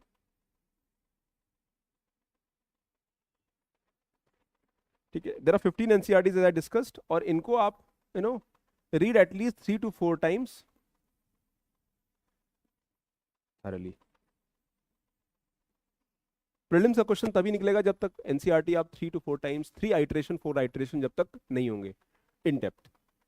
The second is, if you want to know, आप एनसीईआरटी के पीछे क्वेश्चन भी सॉल्व कर सकते हैं। You can solve NCERT based MCQs and answer writing. ठीक है, एनसीईआरटीज आपकी आंसर राइटिंग में बहुत ज्यादा हेल्पफुल होंगी, आपको पता भी नहीं चलेगा। They will give you all necessary fodder to write good answers. They will give you the best definitions in the entire ecosystem in terms of books.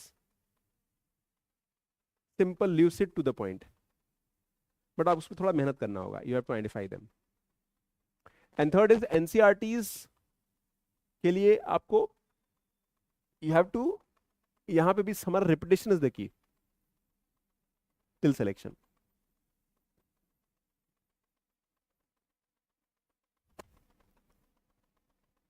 जितनी बार रिपीट कर सकते हैं। First 2-3 iteration will take time, after that it will take very less time. आप एक दिन में पूरा revise कर लोगे। तो NCERTs in the beginning, for example I will be starting with this NCERT day after tomorrow in economic development, I'll take 7 lectures on this and I'll complete the इसके 10 chapters, उनमें 7 इंपॉर्टेंट है. I'll be covering all those 7 chapters.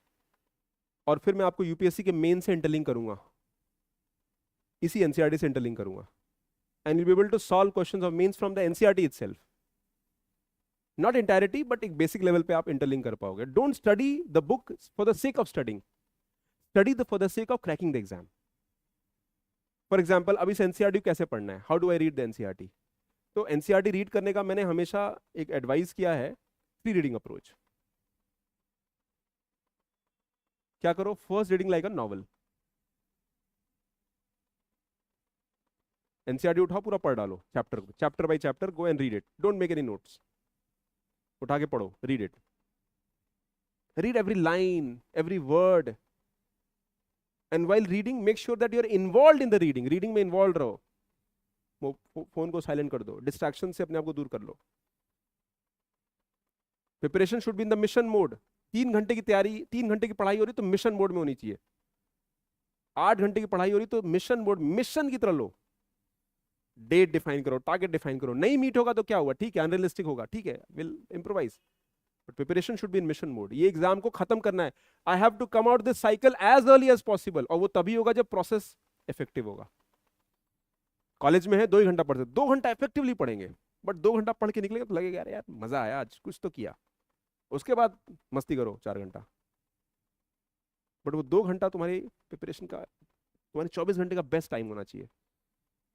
You should cherish moment you come out, the feeling should come good. हाँ, रोज नहीं आएगा but ठीक है. Then the second reading detailed, in depth. Time लगेगा इसमें.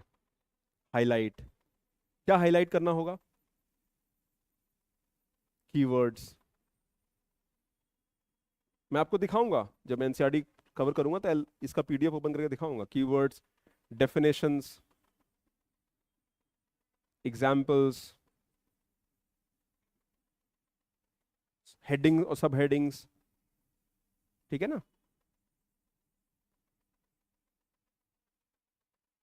तो जैसे आप देखो, इसमें हाईलाइट कर रखा है, येलोइश है, ये मेरी किताब है.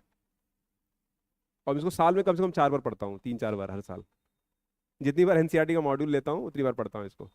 Before coming to the class I will make sure I read NCERT chapter at least twice. और जब हर बार जब पढ़ता हूँ तो मुझे कुछ नया मिलता है इसमें. That's this the beauty of this book. नया मिलता है, इट्स लाइक एक अच्छा रिकॉल आ जाता है, क्लैरिटी बढ़ जाती है, पिक्चर बेटर हो जाती है. Right, this is the second reading. Then comes the third reading.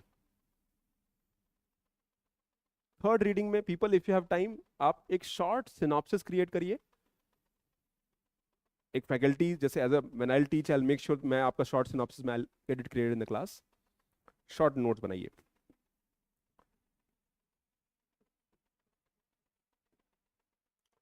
ये सारा जो आपने, इसका समरी, सब हेडिंग का समरी, डेटा का समरी, एक अच्छा डेफिनेशन, कोई अच्छी डेफिनेशन मिल गई moment I open this book. अब जैसे ये कंक्लूजन है, दिस इज चैप्टर नंबर 2 का समरी है, पूरे चैप्टर का समरी है. आपका आंसर समरी ऐसी होना चाहिए. if you have to summarize the entire economy from 1950 to 1990, chapter 2 is from 1950 to 1990. तो पूरा 40 साल का समरी ये 2 पैराग्राफ है. I have to learn from this, कितना beautifully they have summarized everything. Right choice of word, keyword, sentences. ठीक है, तो हमें ये सोचना पड़ेगा. The progress of Indian economy during the first 7 plans was impressive indeed. Our industries became far more diversified compared to the situation of independence. India became self-sufficient in food production thanks to Green Revolution. Land reform resulted in abolition of hated zamindari system.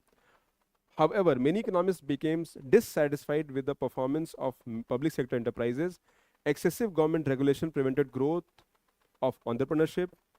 In the name of self-reliance, our producers were protected against foreign competition, and this did not give them the incentive to improve the quality of goods they produced. Our policies were inward-oriented, and so we failed to develop a strong export sector. The need for reform of economic policy was widely felt in the context of changing global economic scenario, and the new economic policy was initiated in 1991 to make our economy more efficient. This is the subject of next chapter. पूरी NCERT को 40 साल उन्होंने summarise कर दिया 2 paragraph में. आपके answer भी कुछ ऐसे ही होने चाहिए. तो हमें वो काम इफेक्टिवली करना है. I have to learn that trick. मैं आपको मेन से क्वेश्चन आज डिस्कस नहीं करूंगा, बट बिकॉज आज it will be too heavy. But moment if you try to look at the mains questions, आपको लगेगा यार एक क्वेश्चन के 4 सब पार्ट है and you have to write in 150 words. 7 minutes 8 minutes में आपको लिखना है. My finish has to reach that level, and that has to come with lot of effort and improvisations. Are you getting my point? इस बात को समझिए. Classroom teacher आएंगे, पढ़ाएंगे, चले जाएंगे. वो सब्जेक्ट पढ़ा देंगे, ये पढ़ लो, वो पढ़ लो, नोट्स बना लो, टेस्ट दे लो. But we have to look it holistically. क्या मेरा एफर्ट कन्वर्ज हो रहा है towards cracking the prelims exam or not, towards cracking the mains exam or not. ठीक है. तो अगला है NCERT based learning. Then we have newspapers. Newspaper के लिए मुझे अलग से टाइम लेना पड़ेगा. I will not cover in the orientation. For newspaper I will be taking separately कि न्यूज़पेपर को कैसे डिकोड करना है, बिकॉज ये इटसेल्फ में एक अलग प्रोसेस है. Then coming to the pattern, हमने डिस्कस कर लिया भाई pattern is important. Choosing the right optional, वो डिसीजन आपने ले लिया तो अच्छी बात है, नहीं तो लेना होगा accordingly. For example if you targeting 27 तो डिसीजन अगले 6-8 महीने में ले लीजिएगा. इफ यू आर टारगेटिंग 26 तो इसी महीने ले लीजिए. ठीक है. इफ यू आर टारगेटिंग 29 या 28 तो 2 साल बाद ले लीजिए, कोई दिक्कत नहीं है. But choosing the right option is also critical for selection. Writing skill is the की. 2 स्किल बहुत जरूरी है प्रिपरेशन में. कौन कौन सा? There are 2 skills are prominently there for the preparation. One is your reading skill. अच्छा, रीडिंग स्किल कैसे इंप्रूव होगा? रीडिंग करने से. ऑब्वियसली रीडिंग करने से. The more you read the better it gets. मैंने कहा रिपीटेशन इज द की. तो read. And where do you read from? NCERT newspapers. Summary guide से मत पढ़ना, उससे रीडिंग स्पीड बढ़ेगा नहीं, उल्टा पीछे चला जाएगा रीडिंग स्पीड. तो समरी देखेंगे, वो गाइड भी यूज करेंगे, अभी नहीं, सेकेंड फेज में, थर्ड फेज में देखेंगे. Not for the beginner. I you getting my point? ये गलती नहीं करनी है. प्रीलिम्स एनसीईआरटी से ही निकल जाएगा और क्लास नोट से निकल जाएगा. मेरा कागज पे मैं लिख के मुहर मार के साइन करके दे दूंगा. प्रीलिम्स का पेपर उठा के तो मैं दिखा दूंगा, देखो ये क्वेश्चन यहाँ से आया है, and this will help you reach the cut of. ठीक है. रीडिंग स्किल पे आप इन्वेस्ट करिए. इसको कैसे इंप्रूव करना है मैं बताऊंगा. एंड राइटिंग स्किल कैसे आएगा? प्रैक्टिस. सर कंटेंट नहीं है, जितना है उतना लिखो. Can you right a story? Can you right on something? Right. कोई टॉपिक पढ़ा, उसका समरी लिखिए. कोई डेफिनेशन पढ़ा, उसको अपने शब्दों में लिखिए. That is writing skill. किसने कहा कि आप 250 वर्ड का आंसर लिखिए या 1000 वर्ड का ऐसे लिखिए?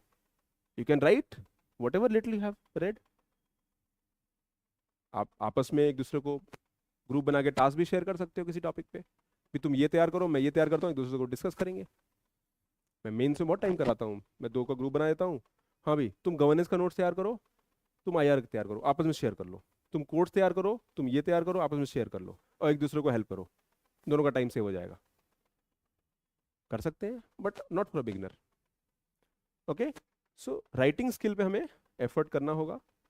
देन कमिंग टू एनसीईआरटी क्यों जरूरी है, बेस बिल्डिंग क्यों है, वो मैंने अब डिस्कस आपसे कर लिया. नाउ कुछ बातों को ध्यान रखना है while preparation.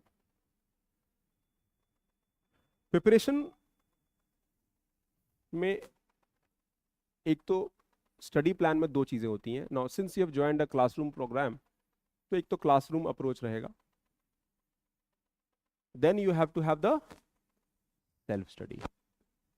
Self study hectic होता है स्पेशली क्लासरूम प्रोग्राम में, because the classroom programs are intensive. तो यहाँ पे हम 2 काम अपने एफर्ट्स को प्रायोरिटाइज करिएगा, ये जरूरी है। Don't burden your self with कि इतना बचा हुआ है।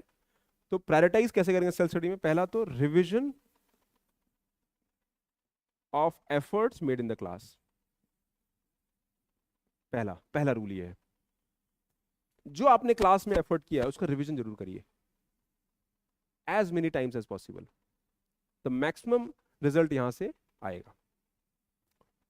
ठीक है। दूसरा,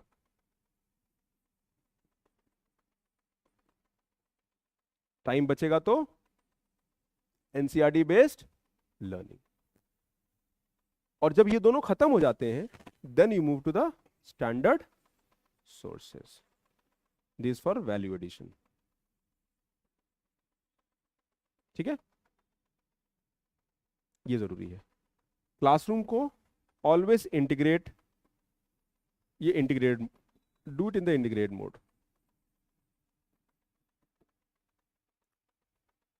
बिकॉज क्लासरूम टीचिंग जो टीचर्स कराएंगे उसमें करंट, स्टैटिक, डायनेमिक दोनों कवर कराएंगे।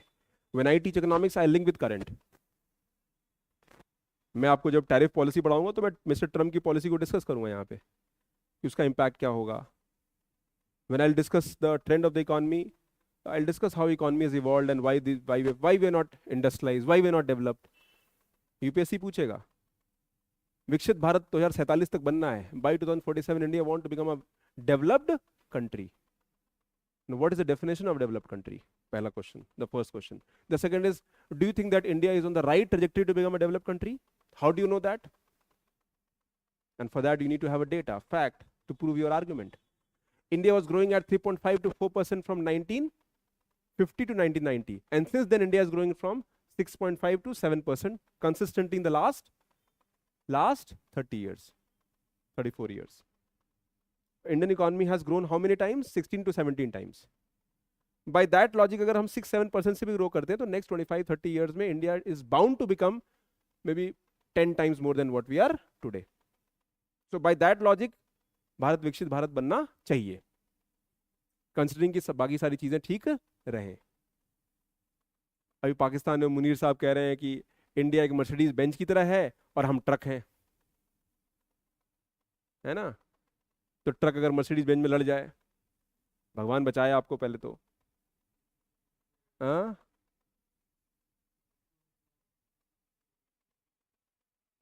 ठीक है, अच्छी बात है, इतना ही पढ़ के आए हो तो अच्छी बात है। ठीक है, we can not do much there, but I am just saying that, but we need to learn from South Korea.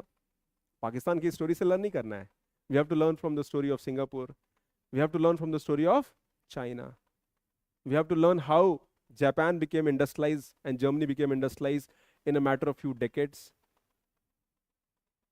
उसकी एंट्री लेट हुई but it got developed much faster. तो हम वहां से सीख के अपने आप को इंप्रोवाइज करेंगे। M I right? खैर, वापस आते हैं। सो हमारा स्टडी प्लान में सेल्फ स्टडी बहुत बेसिक है। आप क्लासरूम टीचिंग में मत, अपने क्लास के एफर्ट्स को पहले परफेक्ट करिए। Every notes that you have made in the class, it has to be reiterated so many times that it is almost there internalized. आपका maximum problem solve हो जाएगा। The problem is that we are not taking it seriously. हम नहीं लेते हैं seriously. NCERTs को thorough करिए। मैं आपको बता रहा हूं, ये किताब मेंस लिखने के लिए रामबाण है अगर इसको ढंग से पढ़ा जाए तो। The analytical part, the historical part, not the current part.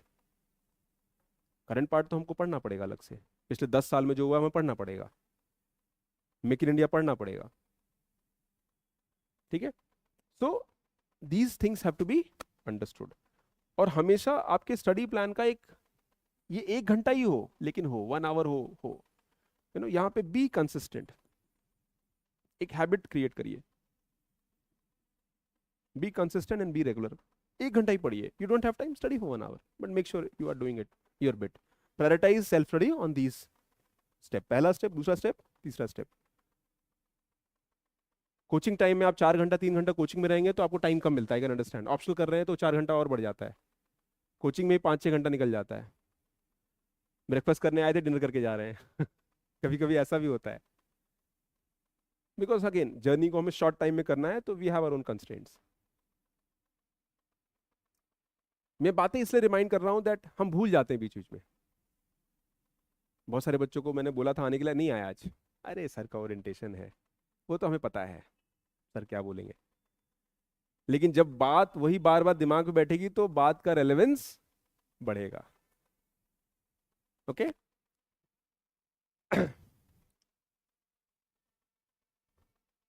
Health is wealth. अभी क्या तुम लोग की मशीन थोड़ी नई है, मेरी मशीन आधी पुरानी हो गई, आई एम 40+। तो भाई technically by life expectancy of India 70 years पे ऊपर चले जाना चाहिए, ठीक है ना, बाई दैट एवरेज। तो बाई दैट अकाउंट आधा तो क्रॉस हो गया है। और 40 ईयर के बाद मेटाबॉलिज्म भी डाउन हो जाता है। ऐसा नहीं है मेरा मेटाबॉलिज्म तुम लोग से बेटर है, ठीक है। So coming back to the this approach, your health is very important part of your preparation. अच्छा खाओ, हेल्दी खाओ, take care of yourself, love yourself. कितने लोग अपने आप को प्यार करते हैं यहाँ पे? How many of you love your self? सही बताओ। कितने लोग अपने आप को हार्म करते हैं, सेल्फ हार्म करते हैं? How many of you self harm? कोई कुछ बुरा बोलता है तो मन में बैठे रहते हैं, अपने आप को कोसते रहते हैं, सेल्फ हार्म। कोई कुछ कह देता है तो अपने आप को हम खाना नहीं खाएंगे। अरे मत खाओ, मत खाओ, तुम्हारा ही नुकसान होगा। मुझे तो कोई बोलता है, मैं और डबल खाता हूँ यार, एनर्जी मिले, overcome the all the negativities which is there. और विटामिन चाहिए, और फाइटिंग जो है एनर्जी चाहिए। Take care of your health, very crucial. और कॉन्शियसली एफर्ट करिए। यहाँ पे दिल्ली में रह रहे हो, घर में नहीं रह रहे हो, ऑप्शन, हेल्दी ऑप्शन ढूंढो। There are options available.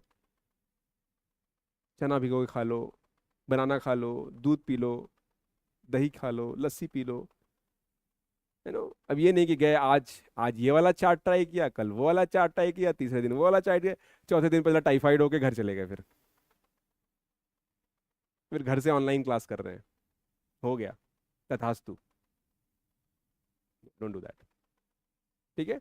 दूसरा, प्रिपरेशन में रेगुलर ब्रेक्स लीजिए, very important. Revitalise yourself, rejuvenate yourself. Monotony को बाहर निकालिए। आपका 6 दिन मोनोटोनस होना चाहिए, 7th डे कुछ हाफ डे ब्रेक हो बट लीजिए, very important. And find something that you like, जो अच्छा लगे। क्या क्या अच्छा लगता है तुम्हें? क्या अच्छा लगता है? हाँ, नॉवल पढ़ते हो, क्या बात है। तो ब्रेक में भी तुम पढ़ाई की बात कर रहे हो। तुम्हारी लाइफ तो काफी बिजी रहती है, हाँ। तुम्हें क्या पसंद है? म्यूजिक, गाना सुनते हो, मूवीज, ठीक है, आंख पे स्ट्रेन पड़ता है, ठीक है। और तुम्हारा क्या?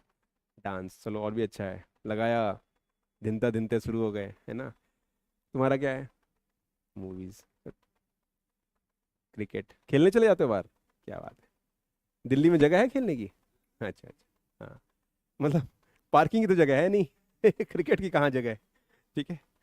ठीक है, develop basic habit, very important. एक बेसिक हैबिट को हमें इंटरनलाइज करना होगा। अपने कंस्ट्रेंट होंगे बट उसी में एक बेसिक हैबिट डेवलप करो। लाइफ बोरिंग होगी, प्रिपरेशन की लाइफ बोरिंग होती है, नॉर्मल लाइफ बहुत बोरिंग होती है। जो सबसे टॉप पे पहुंचा है, पूछो कितनी कैसी लाइफ है, बोरिंग। बट जो टॉप पे होते हैं ना, वो उस लाइफ में भी इंजॉय करते हैं। For example, you are a big businessman, you are a famous politician, उनका शेड्यूल इतना पैक होता है, इतना पैक होता है, इतना पैक होता है कि they don't have a time to enjoy that life. कहते नहीं यही हमारा लाइफ, यही एंजॉय कर रहे हैं, और उनके पास सब कुछ है। The only thing they have more freedom. तो हमारी प्रिपरेशन में एक बेसिक हैबिट हो, और वो बोरिंग रहती है। तो ये मत सोचो कि आप गवर्नमेंट जॉब में जाओगे तो आपकी लाइफ एकदम मस्त हो जाएगी, रोज फूल बरसेगा, और नहीं नहीं, वहां तो और लाइफ टफ होती है। There are targets, there are daily commitment, team को हैंडल करना है। यहाँ बवाल हो गया, वहाँ बवाल हो गया है, पुलिस सुबह सोने गए तब तक तुरंत फोन आ गया, उठ क्या हो भाई, सो कहाँ रहे हो तुम। क्लर्क की जिंदगी आसान होती है, but if you become want to become an officer, it is a it's a duty of accountability and high expectation. तो अभी की लाइफ बहुत मस्त है, ठीक है। देन बैलेंस, प्रिपरेशन में बैलेंस क्रिएट करो। अपने हेल्थ का ख्याल रखो, टाइम से सो, try to manage the negativities of your life. Preparation intensive रहेगा in the next 2-3 years, 4 year of life. College में है तो कॉलेज का शेड्यूल, अपना सेल्फ स्टडी शेड्यूल, ये schedule, you have to manage so many things. If you are studying full time, तो ये target वो टारगेट, अगले साल एग्जाम देना है ना, it's a race against time. तो प्रिपरेशन में आपको एक बैलेंस क्रिएट करना है, और प्रिपरेशन एक मिशन मोड में होनी चाहिए। मिशन, 28 मिशन, 27 मिशन, 26 का मिशन कैसे होगा? आज द राइट क्वेश्चन। कुछ प्रॉब्लम्स एस्पिरेंट जो रेगुलर फेस करते हैं, आप भी फेस करो। करंट अफेयर हैवी लगेगा, न्यूज़पेपर हैवी लगेगा, time management would be a challenging thing. तो टाइम तो उतना ही है, but how do you manage it? The problem is that हम टाइम को एफिशिएंटली यूज नहीं कर रहे हैं। आपका बहुत सारा टाइम जा रहा है। For example, I am early riser, मैं सुबह 5:30 उठ जाता हूँ, और ये हैबिट बहुत बाद में डेवलप हुई। But when I get up at the 5:30 AM in the morning, मेरे पास बहुत टाइम होता है, बिकॉज पूरी दुनिया सो रही होती है उस वक्त। और जब तक दुनिया जगती तो जगता है, टाइम मेरे पास है। और सोने का टाइम वही है जो उनका भी सोने का टाइम है। वो 10:30 सो रहे हैं, मैं भी 10:30 सो रहा हूँ, 11 सो रहा हूँ, but I get up at 5:30। So I get a lot of time. Suddenly I have time to think, improvise, plan. Effectiveness बढ़ जाता है। मैं ये नहीं कर रहा हूँ आप भी 5:30 उठो, that is your choice, but अपने टाइम को इफेक्टिवली यूज करो, and you will realise that आपको इतना टाइम है, आपको पता भी नहीं चलेगा। अरे यार, इतना टाइम बच है मेरे पास, क्योंकि हम बहुत सारा टाइम इधर उधर वेस्ट कर रहे हैं, सोचने में, टेंशन में, सेल्फ डाउट में। ये नहीं हो रहा है तो ये ऐसा हो जाएगा, उसी में फंसे हुए हैं। How many of you do over thinking? कितने लोग थिंकिंग हमेशा करते रहते हैं?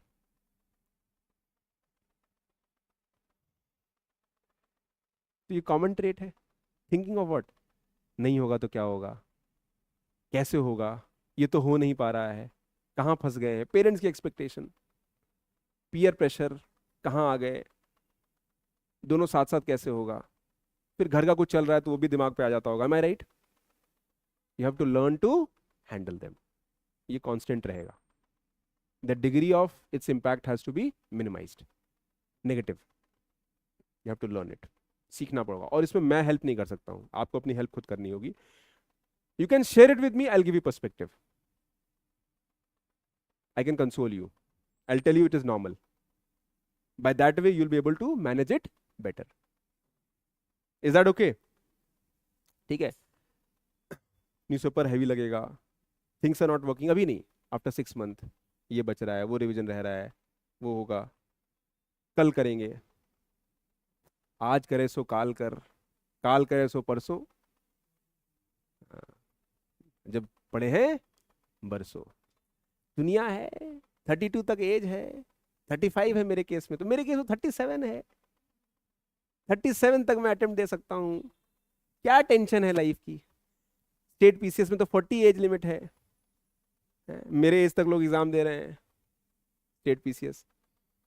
नहीं, very wrong approach and attitude. Preparation is about attitude and developing the mindset. ये एटीट्यूड जरूरी है, इसको खत्म करना है 2 से 3 साल में, और छोड़ देना है, लिस्ट में नाम लाना है और तैयारी को छोड़ देना है, ये सोच के तैयारी करनी है। ठीक है ना? कंफर्ट जोन से बाहर निकलना है। What is the comfort zone? The comfort zone that you have. Not writing is comfort zone, outside comfort zone. Pushing your limits, not pushing the limits is your comfort zone. Push करो, and you have immense ability. आपके अंदर ना इतना energy है, इतनी सारा latent energy है। वो ज्योग्राफी में पढ़ते हैं ना, लेटेंट एनर्जी। तो ये latent, the ML is so high inside you, that L, कि वो एनर्जी इतनी ज्यादा है, आपको पता नहीं है। जैसे हनुमान जी को पता नहीं था उनकी शक्ति कितनी है। तुम हनुमान हो, हनुमान, अच्छा कपीस, हनुमान हो तुम, तुम्हारे अंदर ये ताकत है। तो हनुमान जी को, अच्छा तो बड़े हो गए, अरे बलशाली हो गए, समुंदर पार कर गए। एग्जैक्टली तुम सभी हनुमान हो यहाँ पे। You have immense power inside you, तुम्हें पता नहीं है। You are clouded by the judgement, negativities, challenges, your own fears, confrontations, and that is pulling you down. यहाँ हर एक बच्चा हनुमान है, उसको पता नहीं है, but that latent energy has to come out. You have to find that way out. ये प्रिपरेशन उस एनर्जी को फाइंड करने का है, रियलाइज करने का है। You have to realise your potential, and everybody who is there in the list, everybody who's doing good in life, somewhere have realized that, and somewhere they have found the way to achieve that. ये करना होगा, there is no second thought about that. Is that clear? Hanuman हो तुम? पक्का? चलो। ठीक है। Now last एक चीज़ इसमें और रह गई है, importance of time table and schedule, वो मैं बाद में कवर करूंगा, बिकॉज ऑलरेडी हम लोग काफ़ी लंबा थके तो नहीं हो तुम लोग? ठीक है, नहीं, आई क्लोज इट, डोंट वरी।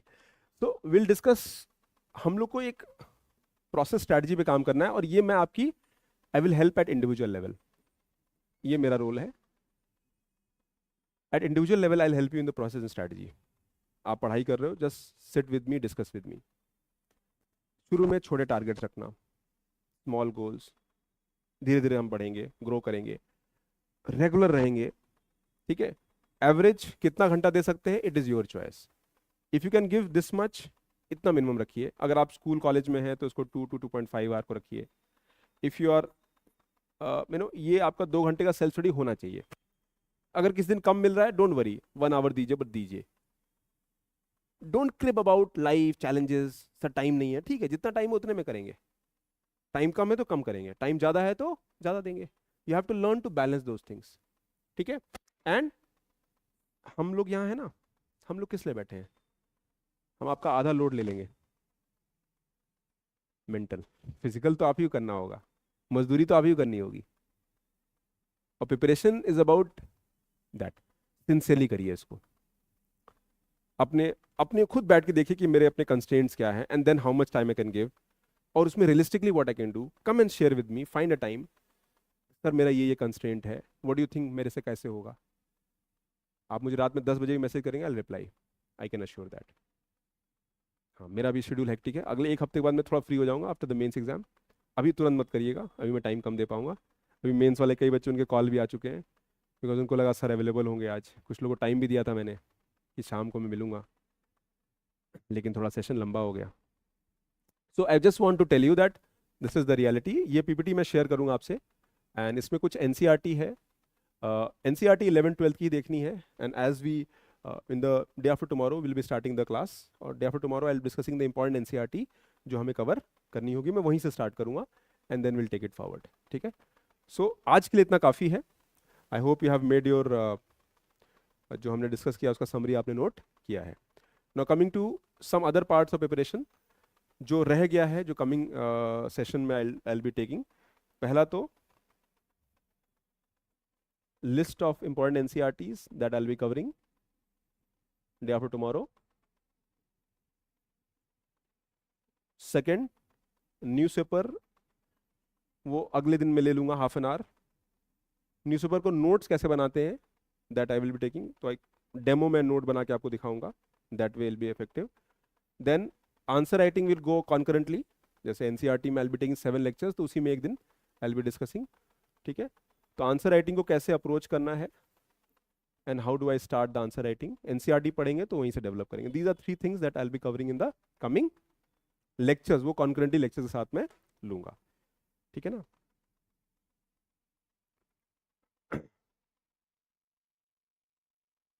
चलो, so that is all for today. Any questions anybody has? आज तो क्वेश्चन नहीं होगा मुझे लगता है। ऑनलाइन स्टूडेंट्स, अनुराधा, लवी, चलिए। तो thank you very much, thanks for your time and patience.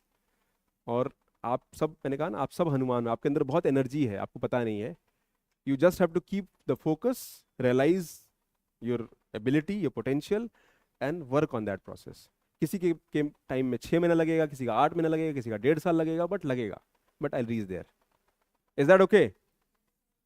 Energy नहीं है? अभी भी नहीं है? चलो ठीक है, thank you very much, bye.